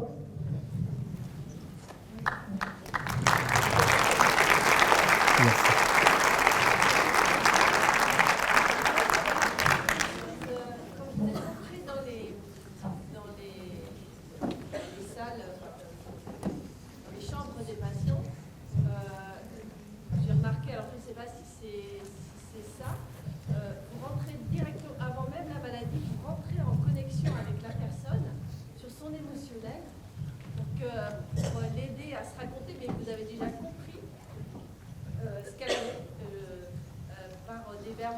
Vous êtes en colère alors que la personne n'a pas vraiment développé, mais directement vous rentrez par le champ émotionnel parce que au niveau du physique, c'est parce que l'émotionnel est coincé, est bloqué en fait, et c'est là où il y a la problématique. Mais j'ai remarqué qu'en fait vous n'avez pas besoin spécialement de choses pour vous dire là si j'appuie là, c'est parce que déjà vous êtes entré en connexion avec la personne par le son de sa voix, par son âme, par le son de sa voix et ce qu'elle exprime à ce moment-là, le moment. Oui, tout à fait. Alors, donc, en fait, quand on voit une personne, comme j'ai dit tout à l'heure, je scanne, en fait, quand je travaille tête à tête, quand je travaille tête à tête une personne, je rentre tout de suite en une connexion dans un premier temps avec son âme. Sauf que pour rentrer dans l'âme, il faut traverser plein de passages. Il y a toutes les parties dans un premier temps, ce qu'on appelle tout ce qui est de la partie tout ce qui est parti au niveau de l'énergie subtile qui sont autour de la corps, d'accord, au niveau de l'aura, donc il faut traverser par l'aura. Après, on va traverser dans la mémoire. Après, on va traverser par tout ce qui est son vécu, d'accord. Et c'est comme si je rentrais dans une tunnel. Et je fais des passages, je détecte chaque passage, je détecte quelque chose. Je peux détecter son histoire, je peux détecter son émotion, d'accord. Je peux détecter aussi une certaine de la vie antérieure, d'accord. Donc du coup, voilà, et c'est ce qu'on appelle les scanners. Donc on scanne la personne. Et une fois qu'on scanne la personne, on n'a pas besoin de dire, par exemple, si quelqu'un qui vient me voir, la personne ne va pas me dire que j'ai ça. Donc d'abord, je vais dire, est-ce que vous avez ça. D'accord? Et c'est une technique qu'on a appris. D'accord? C'est pas les personnes, si la personne, il va dire que j'ai ça, il va dire ce qu'il a envie de dire. D'accord? Mais il ne va pas dire ce qu'il a besoin. D'accord? Alors que si moi je dis quelque chose, ça va perpétuer directement selon ce qu'elle a besoin, mais pas ce qu'elle a envie. D'accord? Donc c'est vrai que quand on dit comme ça, des fois on dit des choses vérités et la personne, ça va pas la plaire non plus des fois à certains moments. Il y a certaines patients que je dis certaines choses de vérité et la personne, ça la plaît pas. Mais c'est pas ça la plaît pas, mais je le dis quand même la vérité. Ok, vous êtes comme ça, vous êtes comme ci, comme ça. Ok, voilà. Donc c'est une technique de les scanners. Voilà. Merci. Dans le film, on vous voit à plusieurs reprises dans la nature, en dehors de l'hôpital. Quelle est la connexion du chaman avec cette nature? Vous faites des gestes verticaux, un peu les mêmes à chaque fois. Est-ce que vous pouvez nous en parler un tout petit peu, s'il vous plaît? Oui, alors donc c'est une connexion de 5 éléments. D'accord? 5 éléments, c'est la base de tout. D'accord? Aujourd'hui, si on est vivant, si on est encore là, c'est grâce à la 5 éléments. D'accord? C'est l'essence pure de notre être. D'accord? Donc c'est tout simplement, je peux me connecter, moi aujourd'hui, je peux avoir 10 millions de choses sur moi, mais s'il n'y a pas 5 éléments, ça ne sert à rien. Donc ce qu'on appelle la salutation à 5 éléments, connexion avec les 5 éléments. Voilà. C'est à partir de 5 éléments que je capte toutes les énergies et j'ai besoin souvent de faire cette connexion avec les 5 éléments et c'est là qu'il nous apprend. C'est la nature, la terre, tout est dans la terre, donc c'est la terre qui nous apprend. Même si aujourd'hui, on soit disant qu'on connaît tout, aujourd'hui on est dirigé le monde par certaines personnes qui savent tout, qui soi-disant que peut-être qu'ils savent tout, mais ils ne savent pas tout. D'accord? Ils ne savent pas la nature, comment il fonctionne vraiment la nature. Donc il faut vraiment, pour respecter la nature, pour connexion avec la nature, et on va prendre l'énergie. On a toujours besoin de la nature voilà, nous sommes que juste une toute petite sable. Voilà, sur cette terre, d'accord? Donc du coup, on est rien face à la nature. Donc on a toujours besoin de cette nature pour prendre l'énergie. Et du coup, j'ai fait ce mouvement pour saluer le 5 éléments. Voilà. Bonsoir. Alors, voilà, moi j'ai entendu parler d'une chamane française qui a fait un film qui s'appelle Un monde plus grand, où elle explique un peu son expérience. Elle a même écrit des livres, enfin, dont un qui porte le même titre. Et elle a aussi collaboré avec des médecins pour aider à guérir les maladies. Et donc, notamment, elle parle de transcognitive auto-induite. Enfin, je ne sais pas si vous connaissez cette personne, donc Corinne Sambrin. Elle a aussi écrit un livre qui s'appelle La Diagonale de la Joie, où elle raconte toute son expérience. En fait, elle a été chamane elle s'est découverte chamane, elle ne pensait pas l'être, elle s'est découverte chamane. Et moi, je voulais savoir, donc elle a créé tout un centre de recherche, et elle a aussi créé un diplôme universitaire dans une fac de médecine à Paris, qui est basé donc sur la transcognitive auto-induite. Et vous parlez beaucoup de bol pour guérir, et elle était plus dans ces méthodes à la fois de rentrer en transe avec le patient et de voir des dissonances, et aussi de rendre les patients autonomes en faisant des transcognitives auto-induites. Enfin, j'avoue que je ne sais pas tout ce que je dis, mais je voulais savoir un parallèle un peu entre cette façon de procéder avec des trans et ce que vous faites avec les bols. J'imagine que vous rentrez certainement en transe quand vous sentez le patient pour comprendre les troubles. Mais voilà, je voulais savoir si vous connaissez un peu cette personne, Corinne Sambrin, et ses pratiques, et le parallèle que vous pourriez faire avec vos pratiques. Merci. Merci. Alors, Corinne, voilà, je ne la connais pas personnellement, j'ai entendu parler beaucoup. J'aimerais bien le voir un jour, mais je ne le connais pas personnellement, puis je n'ai pas eu l'occasion de voir le film ni de lire les livres, parce que je ne lis pas les livres en français. Donc, je ne connais pas. Voilà. Donc, je n'ai pas lu jamais les livres et je n'ai pas eu l'occasion de voir le film, mais je regarderai un jour. Voilà. Donc, bien sûr, alors, donc, quand on parle de la transe, alors, je pense que j'ai entendu parler beaucoup aujourd'hui. Il parle de la transe et il parle de modifier l'état de conscience. C'est ça? Ok, on attend souvent. Corinne, elle apprend à comment modifier l'état de conscience. Voilà, donc c'est super. Modifier l'état de conscience, c'est super. Mais avant tout, il faut avoir la conscience. Ok. Donc c'est ce qui est important, c'est de vraiment prendre la conscience. La conscience. Si on n'a pas la conscience, ça ne sert à rien de modifier la conscience. Maintenant, d'avoir la conscience, c'est une chose. Et deuxième chose, c'est qu'il faut qu'on ait notre conscience élevée. D'accord? Une conscience élevée. Donc ça veut dire qu'aujourd'hui, si quelqu'un qui a un niveau de conscience complètement basse, et s'il fait une transe ou s'il il modifie son état de conscience, qu'est-ce qui se passe? Ça ne sert à rien parce qu'il part d'un principe qu'il a une colère, il a une jalousie, il a une peur, il a des choses négatives en soi.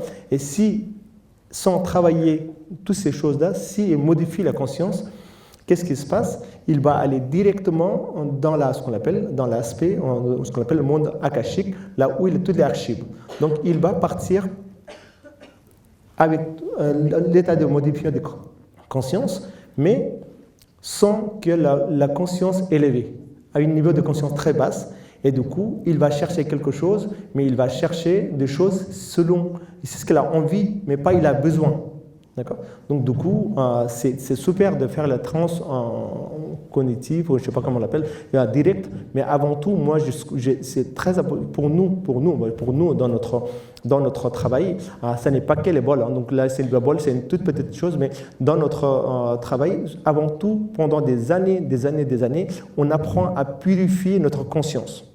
D'accord? Purifier notre conscience, ça veut dire que d'arriver à vraiment aligner ce qu'on appelle ces trois poisons. Nous avons tous ces trois poisons, colère, l'ignorance et la peur. C'est les trois poisons. Et tant qu'on n'a pas réussi à aligner ces trois poisons, ça n'est pas, voilà, pour nous, c'est comme si moi je suis un chirurgien. J'allais opérer quelqu'un, mais je ne me suis pas lavé les mains, j'ai les mains pleines de la bactérie, j'opère quelqu'un. Certes que j'arrive à opérer quelque chose, certes que j'arrive à enlever une certaine chose, mais qu'est-ce que je laisse? Je laisse à la place plein de bactéries à la place sur son plaie. D'accord? Donc la même chose, certes que la personne qui va tout de suite avec une claque de doigts, il va en haut, mais sans qu'il a travaillé enlever son niveau de conscience, il va chercher quelque chose, mais il va la mettre quelque chose à la personne, mais il va peut-être, certes qu'elle a enlevé certaines choses, mais émotionnellement, il va aussi passer des choses. Donc voilà, je ne connais pas comment il travaille, donc j'aimerais vraiment rencontrer et de voir comment il travaille, mais je ne connais pas du tout ce fonctionnement. Maintenant, on parlait dans notre travail, dans ce qu'on appelle, nous on l'appelle le chamanisme bon, la médecine de l'âme. Ce n'est pas que le bol. D'accord, le bol, c'est une toute petite chose. Là, ce que j'ai fait dans l'hôpital, c'est même pas 5% des choses que j'ai appris. Si j'ai fait tout ce que j'ai appris, je serai en prison que ici. Ok? Voilà, il y a certains travails qu'on ne peut pas travailler dans l'hôpital. D'accord? Donc c'est pour ça que la bol, c'était un des moyens les plus simples pour approcher vers les médecins, vers les patients. Voilà. Mais sinon, dans notre médecine, on va travailler avec le tambour, on va travailler avec le gong, on va travailler avec le massage, on va travailler avec les plantes, on va travailler beaucoup avec les mantras et tout un extra de choses. Voilà. Vous avez utilisé l'hypnose aussi avec la dame? Alors, je n'utilise pas ce qu'on appelle ici en Occident, ce qu'on appelle l'hypnose, d'accord? Nous, on l'appelle pas hypnose, on l'appelle shipa. Shipa, c'est tout simplement, on ne manipule pas la mentale de la personne, d'accord? Shipa, c'est on va directement donner une information à l'âme, mais pas à la mentale, ni à la psychologie, d'accord? Shipa, c'est directement, on donne une certaine information. D'accord? Et cette information qui va directement connecter, il va avoir une connexion directe avec l'âme, et c'est ça, d'accord? Donc, nous, l'hypnose, voilà, j'ai un mot d'hypnose, j'attends après, mais c'est pas forcément, on n'utilise pas. Tout à fait, oui. On peut dire comme un hypnose, voilà. Ça lui a ouvert quelque chose et vous voyez bien qu'elle a été. Tout à fait.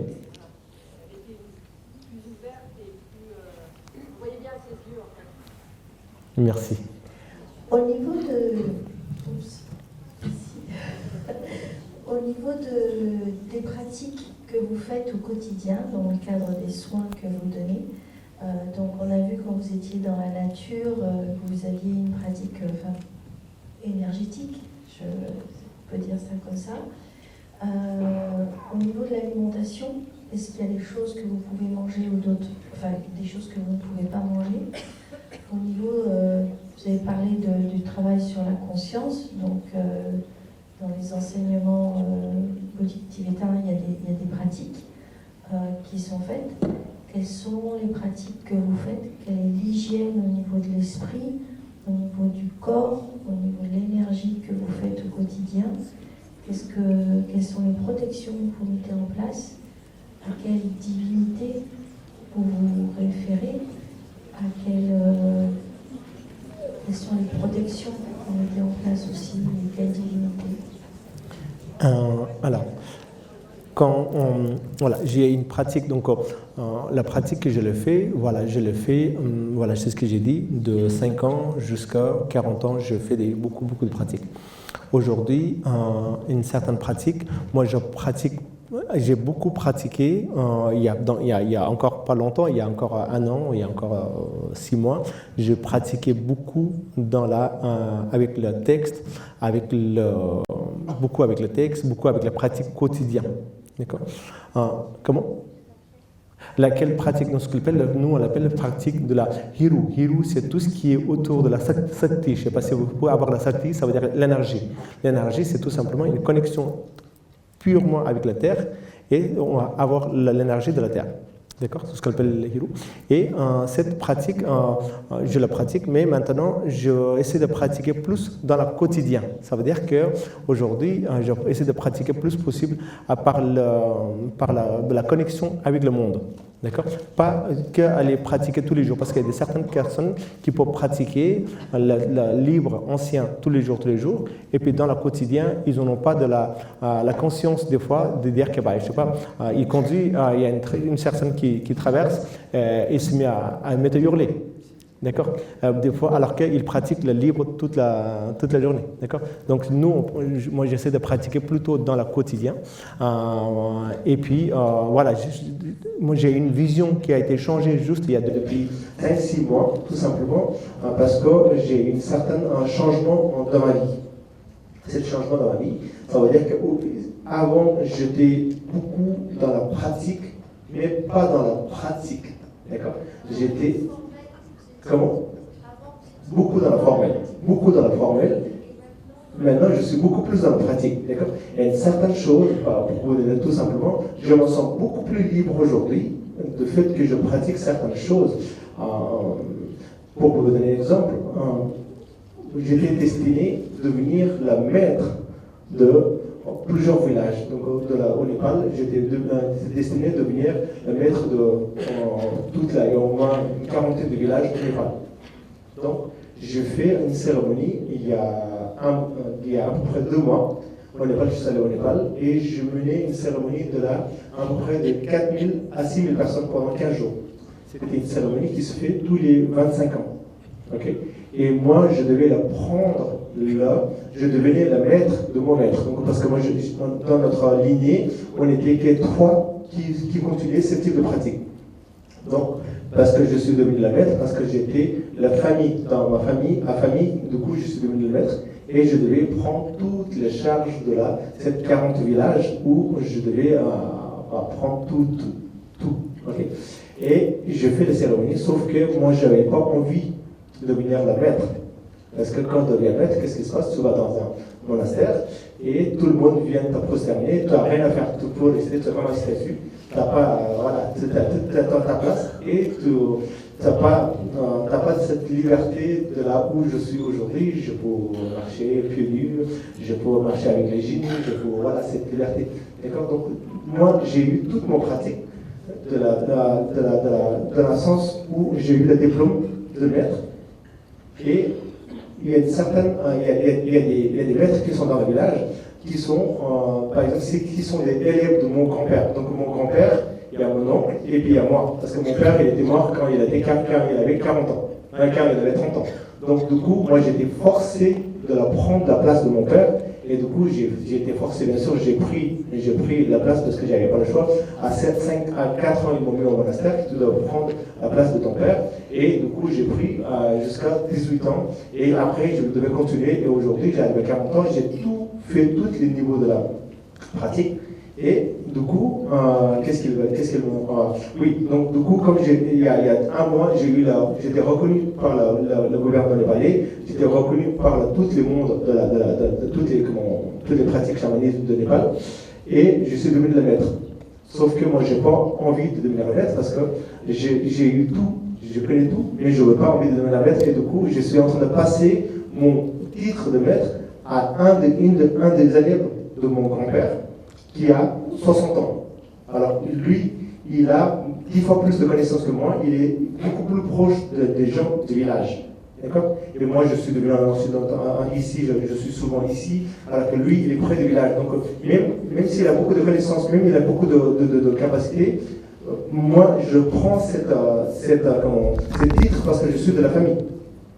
Okay? Moi, j'ai un fils qui a 13 ans, il va devenir ingénieur, donc il ne va pas devenir maître. Okay? Donc ça s'arrête dans tous les cas. Donc du coup, je donne mon titre à cette maître, qui est la maître qui n'était pas forcément destinée à devenir maître. Donc je rends tout mon titre et je veux devenir guérisseur, je veux devenir pour aider les gens. J'ai mis toute ma connaissance, c'est pas que je rends mon titre que je perds mon connaissance. Donc du coup, je rends mon titre. Et il peut donner à n'importe quel moment, si d'ici dans 10 ans, 20 ans, si je mérite ce titre, il peut me rendre. Donc voilà, c'est ce type de pratique aujourd'hui, je pratique différemment. Voilà, donc c'est une pratique qui est beaucoup plus comme une laïque, mais beaucoup plus dans la spiritualité, moins dans la religion. Voilà. Ah ben, justement. Oui. Question par rapport à votre religion, spiritualité. Oui, ben justement, c'est la suite. Et quel type d'entité, de déité, est-ce que c'est vraiment dans le bouddhisme ou est-ce que c'est un petit peu différent? Alors, déité, oui, donc suite de déité. Donc voilà, moi je parle pas beaucoup de la déité, je parle tout simplement de monde invisible. Okay. Déité, je pratique, et bien sûr, je suis pratiquant bouddhiste, je pratique toutes les déités. Je pratique le Golden Rinpoche, je pratique le Tara, tout type de déités. Mais aujourd'hui, je suis plus dans la spiritualité, dans la liberté. Voilà, plus dans l'humaine, plus dans l'âme, plus dans la lumière. Voilà. Il y a une connexion d'âme directement, quoi. Vous ne cherchez pas forcément à vous connecter à des entités, Bien sûr, après, du moment qu'on connecte avec l'âme, on va connecter aussi de l'entité. Bien sûr, on va chercher l'entité, on va chercher l'invisible. Dans l'invisible, il y a l'entité. On travaille qu'avec l'entité, oui. Tout à fait. Okay, merci. Merci. Juste par rapport à l'alimentation, est-ce qu'il y a des choses... Ah oui, alimentation. Alors, donc, alimentation.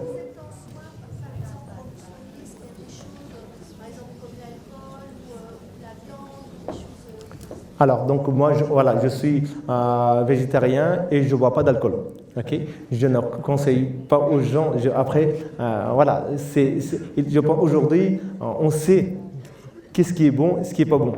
Okay? Donc, moi, je ne conseille pas aux gens de ne pas manger la viande, de ne pas fumer, ne pas boire, ne pas faire... Voilà, tout simplement, aujourd'hui, on a la conscience. On sait que si je mange ça, je fais ça. D'accord? Si quelqu'un qui se met à fumer, aujourd'hui, derrière la cigarette, il y a une énorme photo qui est marquée. D'accord? Donc, je ne dis pas aux gens de la conseiller de ne pas manger ci, manger ça. Tout simplement, chacun a une conscience différente. Voilà. Mais par principe, je ne mange pas la viande et je ne bois pas l'alcool. Voilà. Par contre, voilà, il faut manger sainement. Bien sûr que si je dis ça, ça ne va pas dire que faites ce que vous voulez, mais manger sainement, c'est très important. Ok, manger sainement. Toute une quantité, tout est bon dans la cochon. Voilà. Donc, ça veut dire que toute une faible dose, bien sûr, si du moment que ça devient un excès, tout est dans l'excès, d'accord? Si quelqu'un qui boit bien l'alcool, vous pouvez un petit verre de vin, il paraît que c'est la sang de Jésus, ok? Moi, je ne bois pas l'alcool, mais voilà, ça reste un petit peu, d'accord? Donc, ça reste, du moment que ça reste pas un abus, il faut tout est bon si on équilibre. le problème vient du moment que ça devient un déséquilibre. Voilà, ok. Alors, bonsoir tout le monde, merci à tous et à vous. Moi, j'avais une question que j'aurais aimé poser avant, donc je reviens en arrière, mais quelque chose de basique. Je prends les malades, j'ai vu le film et c'est très gris. Et c'est vrai que vous parliez de nature, mais tout le monde n'a pas cet enseignement, cet apprentissage de la connexion, des gestes à faire, etc. Est-ce que si on parle simplement d'amener déjà premièrement le maximum de personnes à marcher dans la nature et prendre conscience qu'il y a différentes marches aussi, qui amènent différents bénéfices, qu'est-ce que vous en pensez et qu'est-ce que vous pouvez nous amener de pratique quelque part à amener comme enseignement là-dessus pour les autres? Quelque chose de basique pour nous suivre tout le monde entre guillemets. Oui, alors bien sûr, la nature, la meilleure chose, c'est la connexion avec la nature, d'accord? Donc avec la connexion avec la nature, comme vous dites, marcher, voilà, on peut, tout le monde peut-être pas la capacité de marcher, mais tout simplement, il y en a certains qui peuvent marcher, ceux qui ont la capacité de ne pas marcher, ils peuvent marcher tout simplement dans le parc. Okay? Peut-être il y a une certaine personne âgée, des personnes qui sont quand même peut-être une difficulté dans leur motricité, donc ils peuvent tout simplement, dans le premier temps, de sortir dans leur jardin et aussi tout simplement prendre un arbre et d'embrasser un arbre et tout simplement prendre une conscience de cet arbre. Oui. En fait, dans la différence de marche, c'était plus dans le sens où quand on marche pieds nus, c'est plus comme une prise de terre. Oui. Quand on marche avec le vélo, ça amène une autre énergie. Le deuxième type de marche, c'est quoi? Okay. Est-ce qu'il y a différentes marches?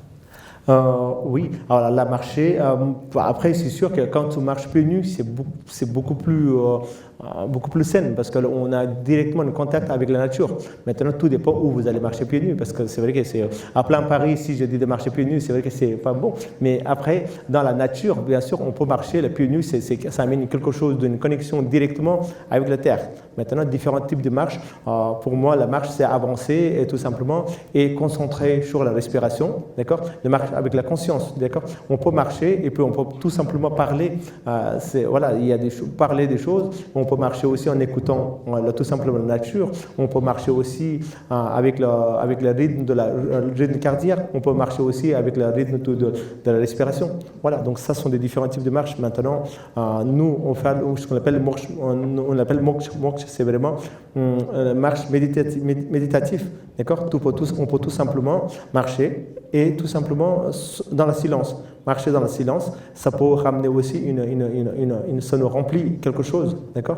Et puis après, on peut marcher aussi avec une discussion. Ça, tout simplement, on discute, mais avec des éléments qui sont autour, d'accord? On peut tout simplement discuter avec un oiseau, on peut discuter tout simplement avec un arbre, on peut discuter avec un animal, d'accord? Donc, ce sens-là, c'est une marche avec la connexion avec la nature, d'accord? On peut marcher avec la connexion de soi, vraiment en silence, et on peut aussi marcher avec la connexion avec la nature, vraiment en captant l'énergie de chaque être vivant qui sont pas les êtres vivants, mais oui, tout ce qui est aussi dans la nature, voilà, tout ce qui ça peut être aussi un arbre, ça peut être aussi un insecte, ça peut être aussi un animal, voilà. Mais pour ça, il faut avoir une certaine capacité de la connexion avec la nature, voilà. Comment est-ce que vous... Je suis là, en bas. Comment est-ce que vous gérez les gens qui pensent que vous êtes un menteur? Par exemple, là, dans le film, on a vu ce vieux médecin qui ne croyait pas du tout en vos connaissances, alors que vous avez quand même été formé 35 ans. Comment vous gérez ça? Comment je peux avoir le mentor? Comment vous gérez les gens qui ne croient pas en vous? Ah, moi, je ne gère pas les gens. Il se gère chacun. Voilà. On n'est pas là pour gérer les autres. Je me gère déjà moi-même, c'est déjà super. Okay? C'est déjà, il faut savoir gérer. Avant de pointer quelqu'un qui disait, c'était Muriel qui a dit hier, je crois, avant de pointer le doigt vers les autres, il y a 3 doigts qui est vers moi. Okay? Donc je ne pointe pas les gens. Donc du coup, c'est vrai que c'est... Voilà. Maintenant, bien sûr, après, c'est chacun ici. On a... Ici, il n'a pas faux non plus parce qu'il fait ça, parce qu'il a connu ça. D'accord? Chacun a connu, chacun a sa vérité. Moi, ma vérité, actuellement, si je fais comme ça, ma vérité, il est là. D'accord? Je vois que moitié de salle. Est-ce que c'est vrai? C'est vrai? C'est vrai, parce que je vois que comme ça. C'est mon vérité, il est ça. D'accord? Non, j'ai dit mon vérité. Ah oui, d'accord, oui, c'est la vérité. Non, j'ai dit, si je regarde avec un œillet, je vois que moitié de salle. Donc pour moi, mon vérité absolue, c'est que moitié de salle. Ok? Alors que si j'enlève les œillets, la vérité, il y a aussi ce côté-là. D'accord? Donc le monsieur qui a appris, il parle de sa propre vérité. D'accord?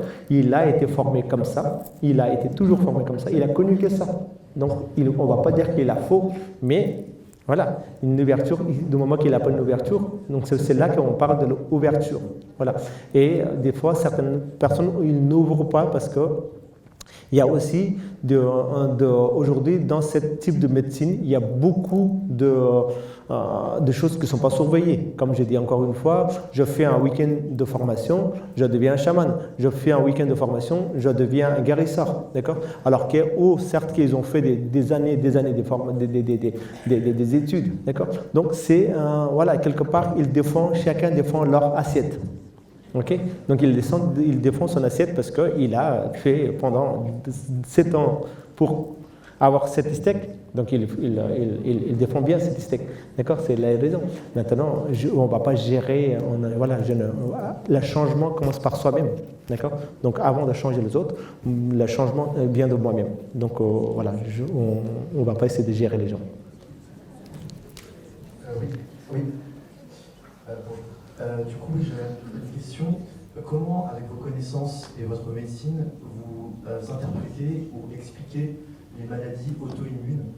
Et par exemple, au Népal, comment est-ce que vous traitez les personnes atteintes de sclérose en plaques, par exemple? Alors, une maladie auto-immune. Quand on parle d'auto-immune, ça veut dire que c'est quelque chose qui est par soi-même à créer. Oui, par exemple, la sclérose en plaques, c'est les globules blancs qui vont attaquer le système nerveux de la personne. Oui. Et du coup, dans les interprétations pour les causes profondes, il n'y a pas vraiment d'explication. Dans certaines interprétations chamaniques, oui. Au Pérou par exemple, ils pensent que ça vient de l'esprit d'abord. Oui. Et du coup, comment est-ce que vous interprétez ça? Alors, tout est basé sur l'esprit. Tout est basé sur l'esprit. Pour nous, tout ce qui est le problème de la hormone, de la globule blanc, toutes ces choses-là, pour nous, ça vient de ce qu'on appelle le monde de la, comment on l'appelle, au niveau de tout ce qui est de la mémoire transgénérale, pas transgénérale, mais mémoire de la vie antérieure. D'accord? Tout dépend. Parce que aujourd'hui, mon âme est rentrée dans mon corps, dans ma matière, et je suis un humain. Mais avant qu'il rentre dans mon matière, il était dans d'autres matières. Il peut être dans un animal, il peut être dans un oiseau, il peut être dans un humain. D'accord? Donc pour nous, tout ce qui est le problème de sclérose en plaques, tout ça, auto-immune, ça vient le problème de la mémoire de la vie antérieure. D'accord? Une certaine vie antérieure et une certaine vie karmique. On l'appelle aussi la vie karmique et il y a aussi une certaine vie antérieure. Donc certaines choses, il y a des choses où on ne peut pas changer. On ne peut pas changer. Bien sûr, ça ne veut pas dire que toutes les personnes qui sont des sclérose en plaques, ils n'ont pas l'espoir de guérir. Bien sûr, ils ont l'espoir de le guérir. Maintenant, tout dépend comment on la connecte avec le monde de la mémoire, mémoire de la vie antérieure. D'accord? Donc souvent, comment ça se passe au Népal, quand c'est ce type de personnes, qu'est-ce qui se passe? La chamane amène une certaine transe à la personne, et lui-même, il va la voir qu'est-ce qui s'était passé. D'accord? Il va aller voir vraiment au moment de là qu'est-ce qui s'est passé dans la vie antérieure. Donc on monte de la 7 vie antérieure. Bien sûr, on a millions de vies antérieures, mais la mémoire, ça tombe que de 7 vies antérieures. Donc dans ce cas-là, on va monter en arrière de la 7 vie antérieure. Et dans la 7 vie antérieure, il y en a une qui a causé quelque chose de très très négatif, d'accord? Donc si c'était changeable, il essaie de changer, d'accord? Si c'est pas changeable, on accepte tel qu'il est et on la laisse, on va regarder les changes équivalents. Voilà. Donc maintenant, au Népal, c'est pareil, des chamans, certaines choses, on arrive à complètement enlever, mais il n'y a pas une baguette magique, encore une fois, d'accord? Donc une fois qu'on sait la cause, si c'est karmique, si c'est quelque chose de karmique, on l'appelle le karmique, attention, karma, ça veut dire pas qu'elle est négative, de la cause et effet. D'accord? Donc nous, par exemple, aujourd'hui, si j'ai une maladie, grave maladie, que je ne peux pas guérir, c'est lié karmique, mais du coup, nous, on n'a pas peur de ce qui s'est passé, on a peur de ce qui va se passer. Donc on essaie de faire tout bien pour que ça se passe bien. Malgré que mon maladie, j'essaie de pratiquer, j'essaie d'être parole juste, écoute juste et l'action juste, malgré les maladies. Et du coup, qu'est-ce qui va se passer? On va préparer notre suite comme il faut. Voilà. Donc tout dépend maintenant comment vous l'accueillez cette maladie aussi. Voilà. Donc par contre, voilà, par rapport à la sclérose plate, on travaille beaucoup par rapport avec la mémoire de vie antérieure. Moi, je travaille beaucoup. Notamment, j'ai une amie qui a 55 ans. Elle est atteinte de la maladie sclérose plate et je travaille beaucoup. Ça arrive à pas évoluer, mais on ne peut pas complètement guérir. Voilà. Mais il y a peut-être certaines personnes qui ont le pouvoir de guérir. Voilà. Mais moi, j'essaie de beaucoup travailler sur ces maladies-là pour ne pas évoluer. Voilà. Bonsoir. Je voulais savoir ce qui vous avait amené du Népal à la France. Qu'est-ce qui m'a amené le Népal à la France? C'est l'avion.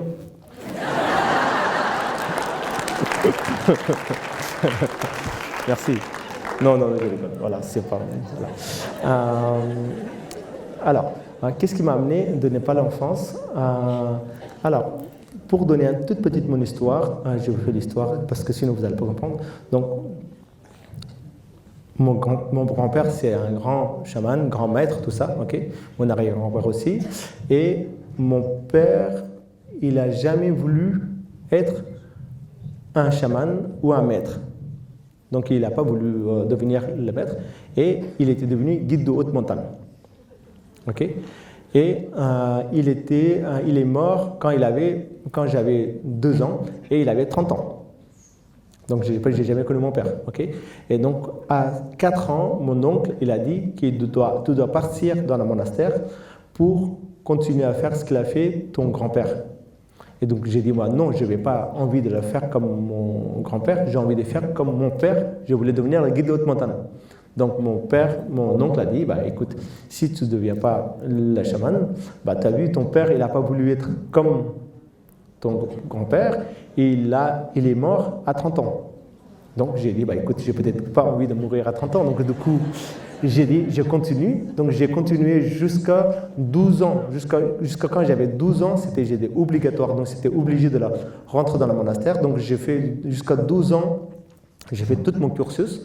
Et puis à 12 ans, je suis sorti de le monastère. Et en sortant de le monastère, j'allais plus être comme les autres copains, prendre un lance-pierre et tuer un oiseau ou faire des bêtises. Donc j'allais plus faire parce que du coup, j'étais plus pareil. Donc du coup, j'ai dit, bon, là, j'ai accepté, je vais rentrer dans le monastère et je dis, je vais continuer jusqu'à au moins 18 ans. Donc j'ai continué jusqu'à 18 ans, faire une grosse partie, toute une grosse partie, mais presque toute la partie de mon cursus. Donc j'ai fini à 18 ans tout mon cursus. Et à 18 ans, j'ai dit, écoute, maintenant, je sors et je vais faire comme mon père. Donc j'ai laissé toutes les chamans dans le coin et j'ai fait une formation de guide de haute montagne. Donc j'ai fait pendant 2 ans une formation de guide de haute montagne et j'ai fait beaucoup de montagnes. Et là, j'ai rencontré un couple de Français qui m'ont aidé de venir en France pour faire plein de choses. Et ils m'ont dit, c'est là que je suis venu former à Chamonix. Voilà, pour faire tout ce qui est de la formation de la montagne. Donc je suis venu, j'avais fait toute une formation de montagne, tout ça, etc. Et petit à petit, voilà, et ça ne m'a pas plu autant au-dessus les guides parce que c'était pas mon truc. Donc du coup, aujourd'hui, je pratique la montagne pour moi, mais je pratique plus. Voilà, et c'est comme ça que je suis venu. Et après, j'ai donné des enseignements. Après, voilà, c'est etc. comme ça. Voilà. Donc, mais par contre, c'est la vérité, c'est l'avion qui m'a amené ici.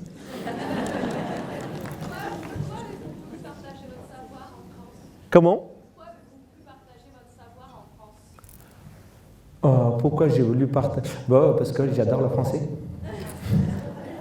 Non, parce que c'était un moment où c'était là. Maintenant, je suis parti aussi au Vietnam, je suis parti au Japon, voilà, dans différents endroits où je partage aussi. Bon, après, aujourd'hui, je suis bien en France, voilà, et je suis bien, j'aime bien le français. Et bravo pour votre français. Hein. Merci.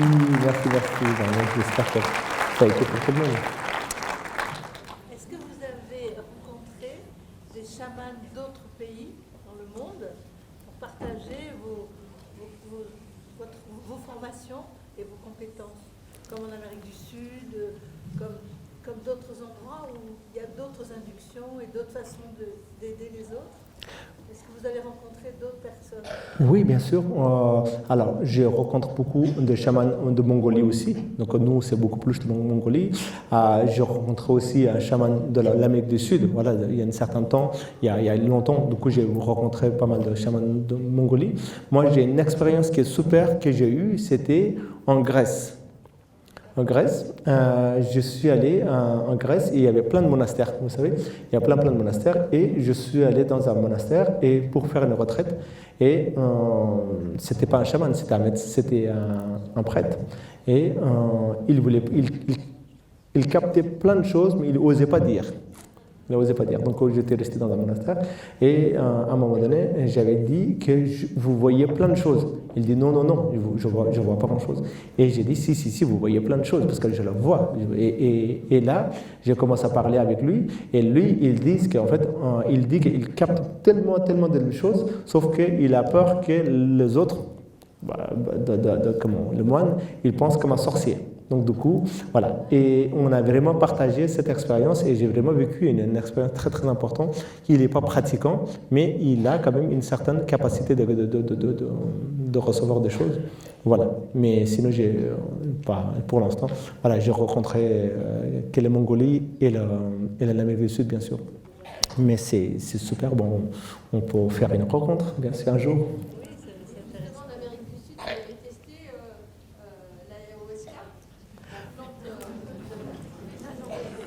Alors non, parce que nous en fait, dans le chamanisme bon, on ne dépend pas de substance, aucune substance. Dans le chamanisme bon, on ne prend aucune substance. D'accord? Pour modifier la conscience, on n'a pas besoin de la prendre, la substance. Donc tout simplement, on va travailler, on travaille par principe. Il faut, dans un premier temps, il faut travailler son niveau de conscience. Okay? Si ton niveau de conscience est pur, tu n'as pas besoin d'être un chaman. Tu peux tout simplement, si quelqu'un qui est malade, tu peux tout simplement être en face d'une personne et si ton niveau de conscience est pur et haut, tu peux tout simplement comprendre l'autre. Okay? Bien sûr, après il y a plein de choses, tu peux prendre plein de substances, mais je ne suis pas contre les substances, mais j'ai même pas bu une goutte d'alcool, donc je ne connais pas comment ça se passe au niveau des substances. Mais par contre, le bol, c'est qu'est-ce que c'est bon. Ça, avec le bol, on peut aussi avoir des choses sans aucune séquelle dans la corps anatomique, d'accord? Donc c'est vrai que des fois c'est bien tout ce qui est psychédélique, tout ça. Moi j'ai plein de médecins, des amis à Genève, en Suisse, où je travaille beaucoup avec les médecins en Suisse aussi, qui travaillent beaucoup avec tout ce qui est psychédélique. Donc ça, c'est super pour les personnes, quand je travaille dans les soins palliatifs, pour les mourants, pour les personnes qu'on sait que c'est la fin de vie, ils n'ont peut-être pas le temps de choses. Donc à ce moment-là, on donne ces choses-là direct pour avoir atteindre un certain niveau. Mais si vous n'êtes pas mourant, il faut être patient, tout simplement prendre la patience, voilà, et de faire des choses différentes. Voilà. Donc je ne suis pas contre tout ce qui est des substances psychédéliques. J'essaierai peut-être un jour, mais pas tout de suite.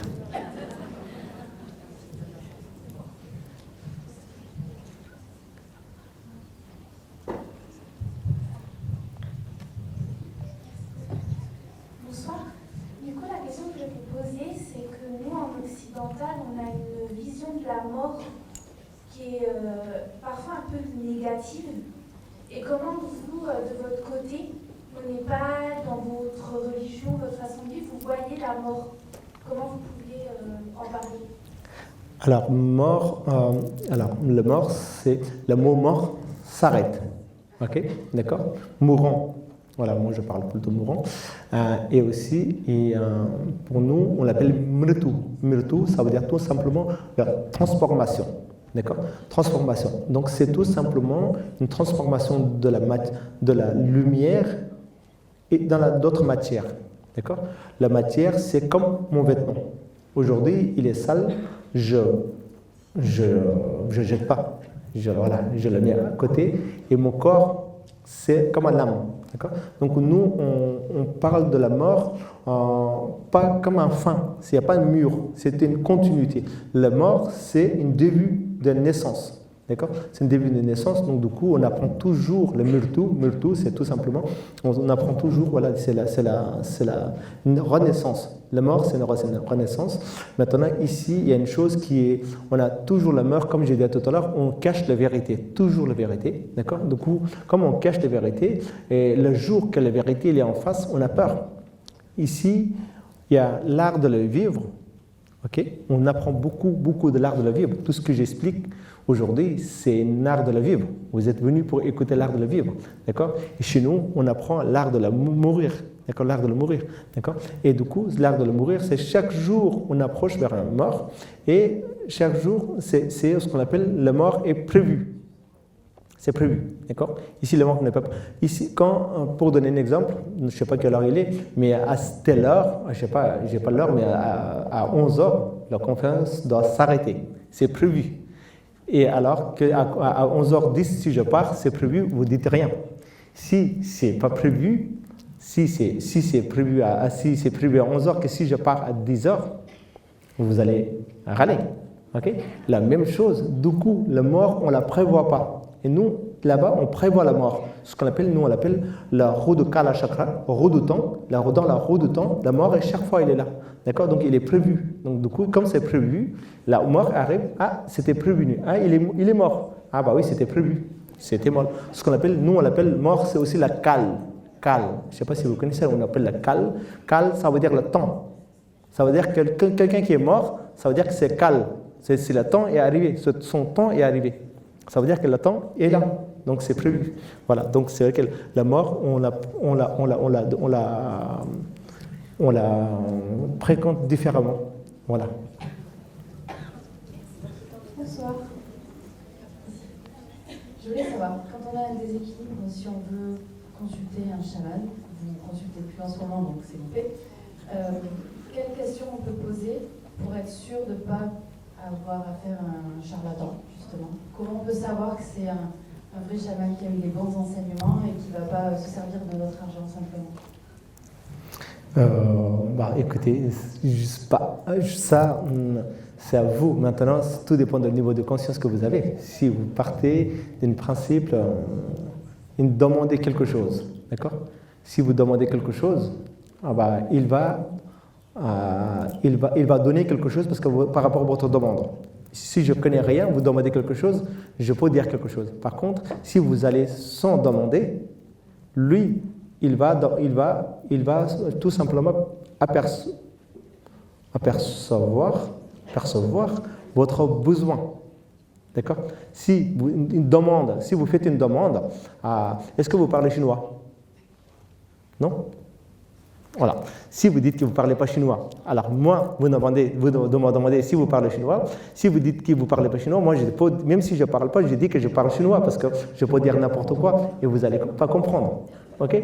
Donc, de la même manière, si vous allez demander quelque chose, bien sûr, lui, il peut dire que voilà, ça. Par contre, si vous n'allez pas partir, par principe, vous ne demandez pas quelque chose. D'accord? Et lui, c'est lui qui va capter votre besoin. D'accord? Et donc voilà, et tout simplement, face à un chaman, il faut être muet. Voilà. Et là, vous dites, faites-moi un scanner, qu'est-ce que j'ai? Voilà. Pas tout simplement, parce que ici, il dit que vous avez l'air fatigué, vous avez un problème de sommeil, vous vous réveillez à 4 heures du matin. C'est normal, 4 heures du matin, la plupart des gens ils se réveillent à 4 heures du matin, vous avez l'air fatigué. Ah, purée, mais il est fort, il me voit que je suis fatigué. Okay? Ah, il est fort qu'il me voit que je me lève à 4 heures du matin. Okay? Et s'ils disent, vous êtes fatigué souvent, vous avez envie de dormir l'après-midi. C'est normal, après avoir bonne digestion, tout le monde a envie de dormir l'après-midi. D'accord? Donc, toutes ces choses, toutes petites choses comme ça, voilà, vous allez dire tout simplement, s'il capte de certaines choses de vous. Par exemple, quelqu'un qui dit, à telle heure, telle année, à telle année, tu as quelque chose ou tu as eu quelque chose. Okay? Voilà.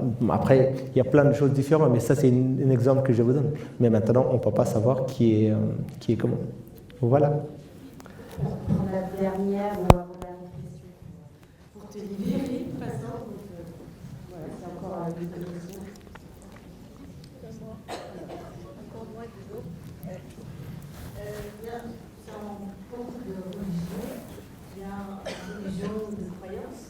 Il y a aussi le monde dans le visible négatif, avec des, je sais pas, des diables, et je voudrais savoir si dans votre conception du monde et dans ce que vous percevez aussi des négativités dans notre monde, je ne sais pas comment dire, dans quelques numéros. Est-ce que ça existe dans vos... Je ne sais pas, j'arrive pas à le dire. Dans ma pratique. Des mauvaises âmes, je ne sais pas. Est-ce qu'il y a de mal qui existe de l'autre côté?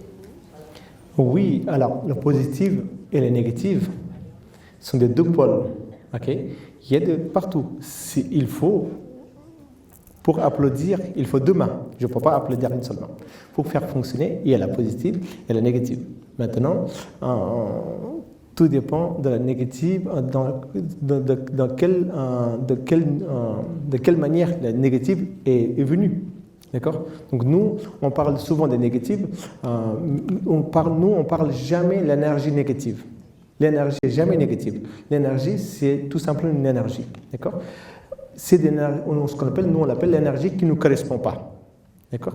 C'est quelqu'un, pour donner un exemple, c'est quelqu'un qui a planté un chou-fleur et à la place, non. Si quelqu'un qui a planté un chou-fleur et un carotte et une pomme de terre, et il va dire qu'il y a autour, il y a la pissenlit, il y a la plantain, donc pour lui c'est une mauvaise herbe. Il arrache les mauvaises herbes, soit disant que ces pissenlits et les plantains sont de mauvaises herbes, il arrache. D'accord? Pour lui c'est une mauvaise herbe. Mais celui qui connaît bien la vertu de ces pissenlits et les plantains, c'est pas mauvais. D'accord? Donc tout simplement, dans l'énergie, on ne parle pas de l'énergie négative, on tout simplement énergie qui ne nous correspond pas. Du moment que c'est quelque chose qui ne correspond pas, ça devient négatif. Voilà. Maintenant, il y a une attention que tu la mets quelqu'un directement négatif. Voilà, il y a le négatif. Donc maintenant, il y a dans le monde d'esprit, qui sont quand même, il y a un certain monde d'esprit qui nous correspond, il y a un certain monde d'esprit qui ne nous correspond pas. Okay? Et du moment qu'on fréquente des choses qui ne nous correspondent pas, bien sûr, ça impacte des choses qui ne sont pas forcément accord. D'accord? Si je fréquente avec une personne qui n'est pas forcément dans la même esprit que moi, qu'est-ce qui se passe? Ça va pas mon taux vibratoire va baisser. D'accord? Donc, dans le monde de l'esprit, il y a l'esprit de positif, il y a l'esprit négatif, mais c'est négatif, il a sa place aussi. Voilà. Le négatif, il ne faut pas rejeter, il a sa place aussi. Voilà. Donc, il faut dire que le négatif, s'il est là, il est là pour une raison positive. Ok? Donc, il faut dire qu'il y a toujours un point positif dans la négative. Il faut tout simplement voir l'échange équivalent. Ok? Voilà, je suis sûr que vous allez pratiquer comme ça. Si vous pratiquez comme ça, c'est sûr que la souffrance qui vient, qui ne va pas durer longtemps. Voilà. Merci beaucoup Muriel, encore une fois, merci. Voilà, merci à vous. Merci. Et merci à toutes les bénévoles qui sont là aussi. Merci. Un grand merci pour ta présence lumineuse. Et c'est une vraie chance pour nous de t'avoir. Et puis je voulais aussi souligner à quel point tu étais investi d'un point de vue humanitaire aussi. C'est important. Tu n'en as pas trop parlé ce soir, mais il est vraiment étonnant. Donc voilà. Et merci pour tout ce que tu fais, vraiment. Merci beaucoup. Je vais juste parler d'une chose. Je ne parle pas de mon travail, mais c'est vrai que je ne parle jamais de mon travail. Je parle tout simplement, voilà, comme on a parlé d'humanitaire, j'ai créé un orphelinat il y a 25 ans. Donc c'est un orphelinat qui existe, qui est au Népal. On a à peu près 70 enfants. On aide à peu près 500 enfants dans le Népal dans leur éducation. Et voilà. Et aussi, on a aussi commence à construire un hôpital orthopédique et l'hôpital de rééducation pour les personnes, pour les enfants qui sont dans la situation de handicap. Donc n'hésitez pas, si jamais vous vous trouvez un jour avec mon nom, vous pouvez trouver l'association, la fondation. Voilà, n'hésitez pas à regarder. Merci beaucoup encore une fois et bonne soirée. Merci.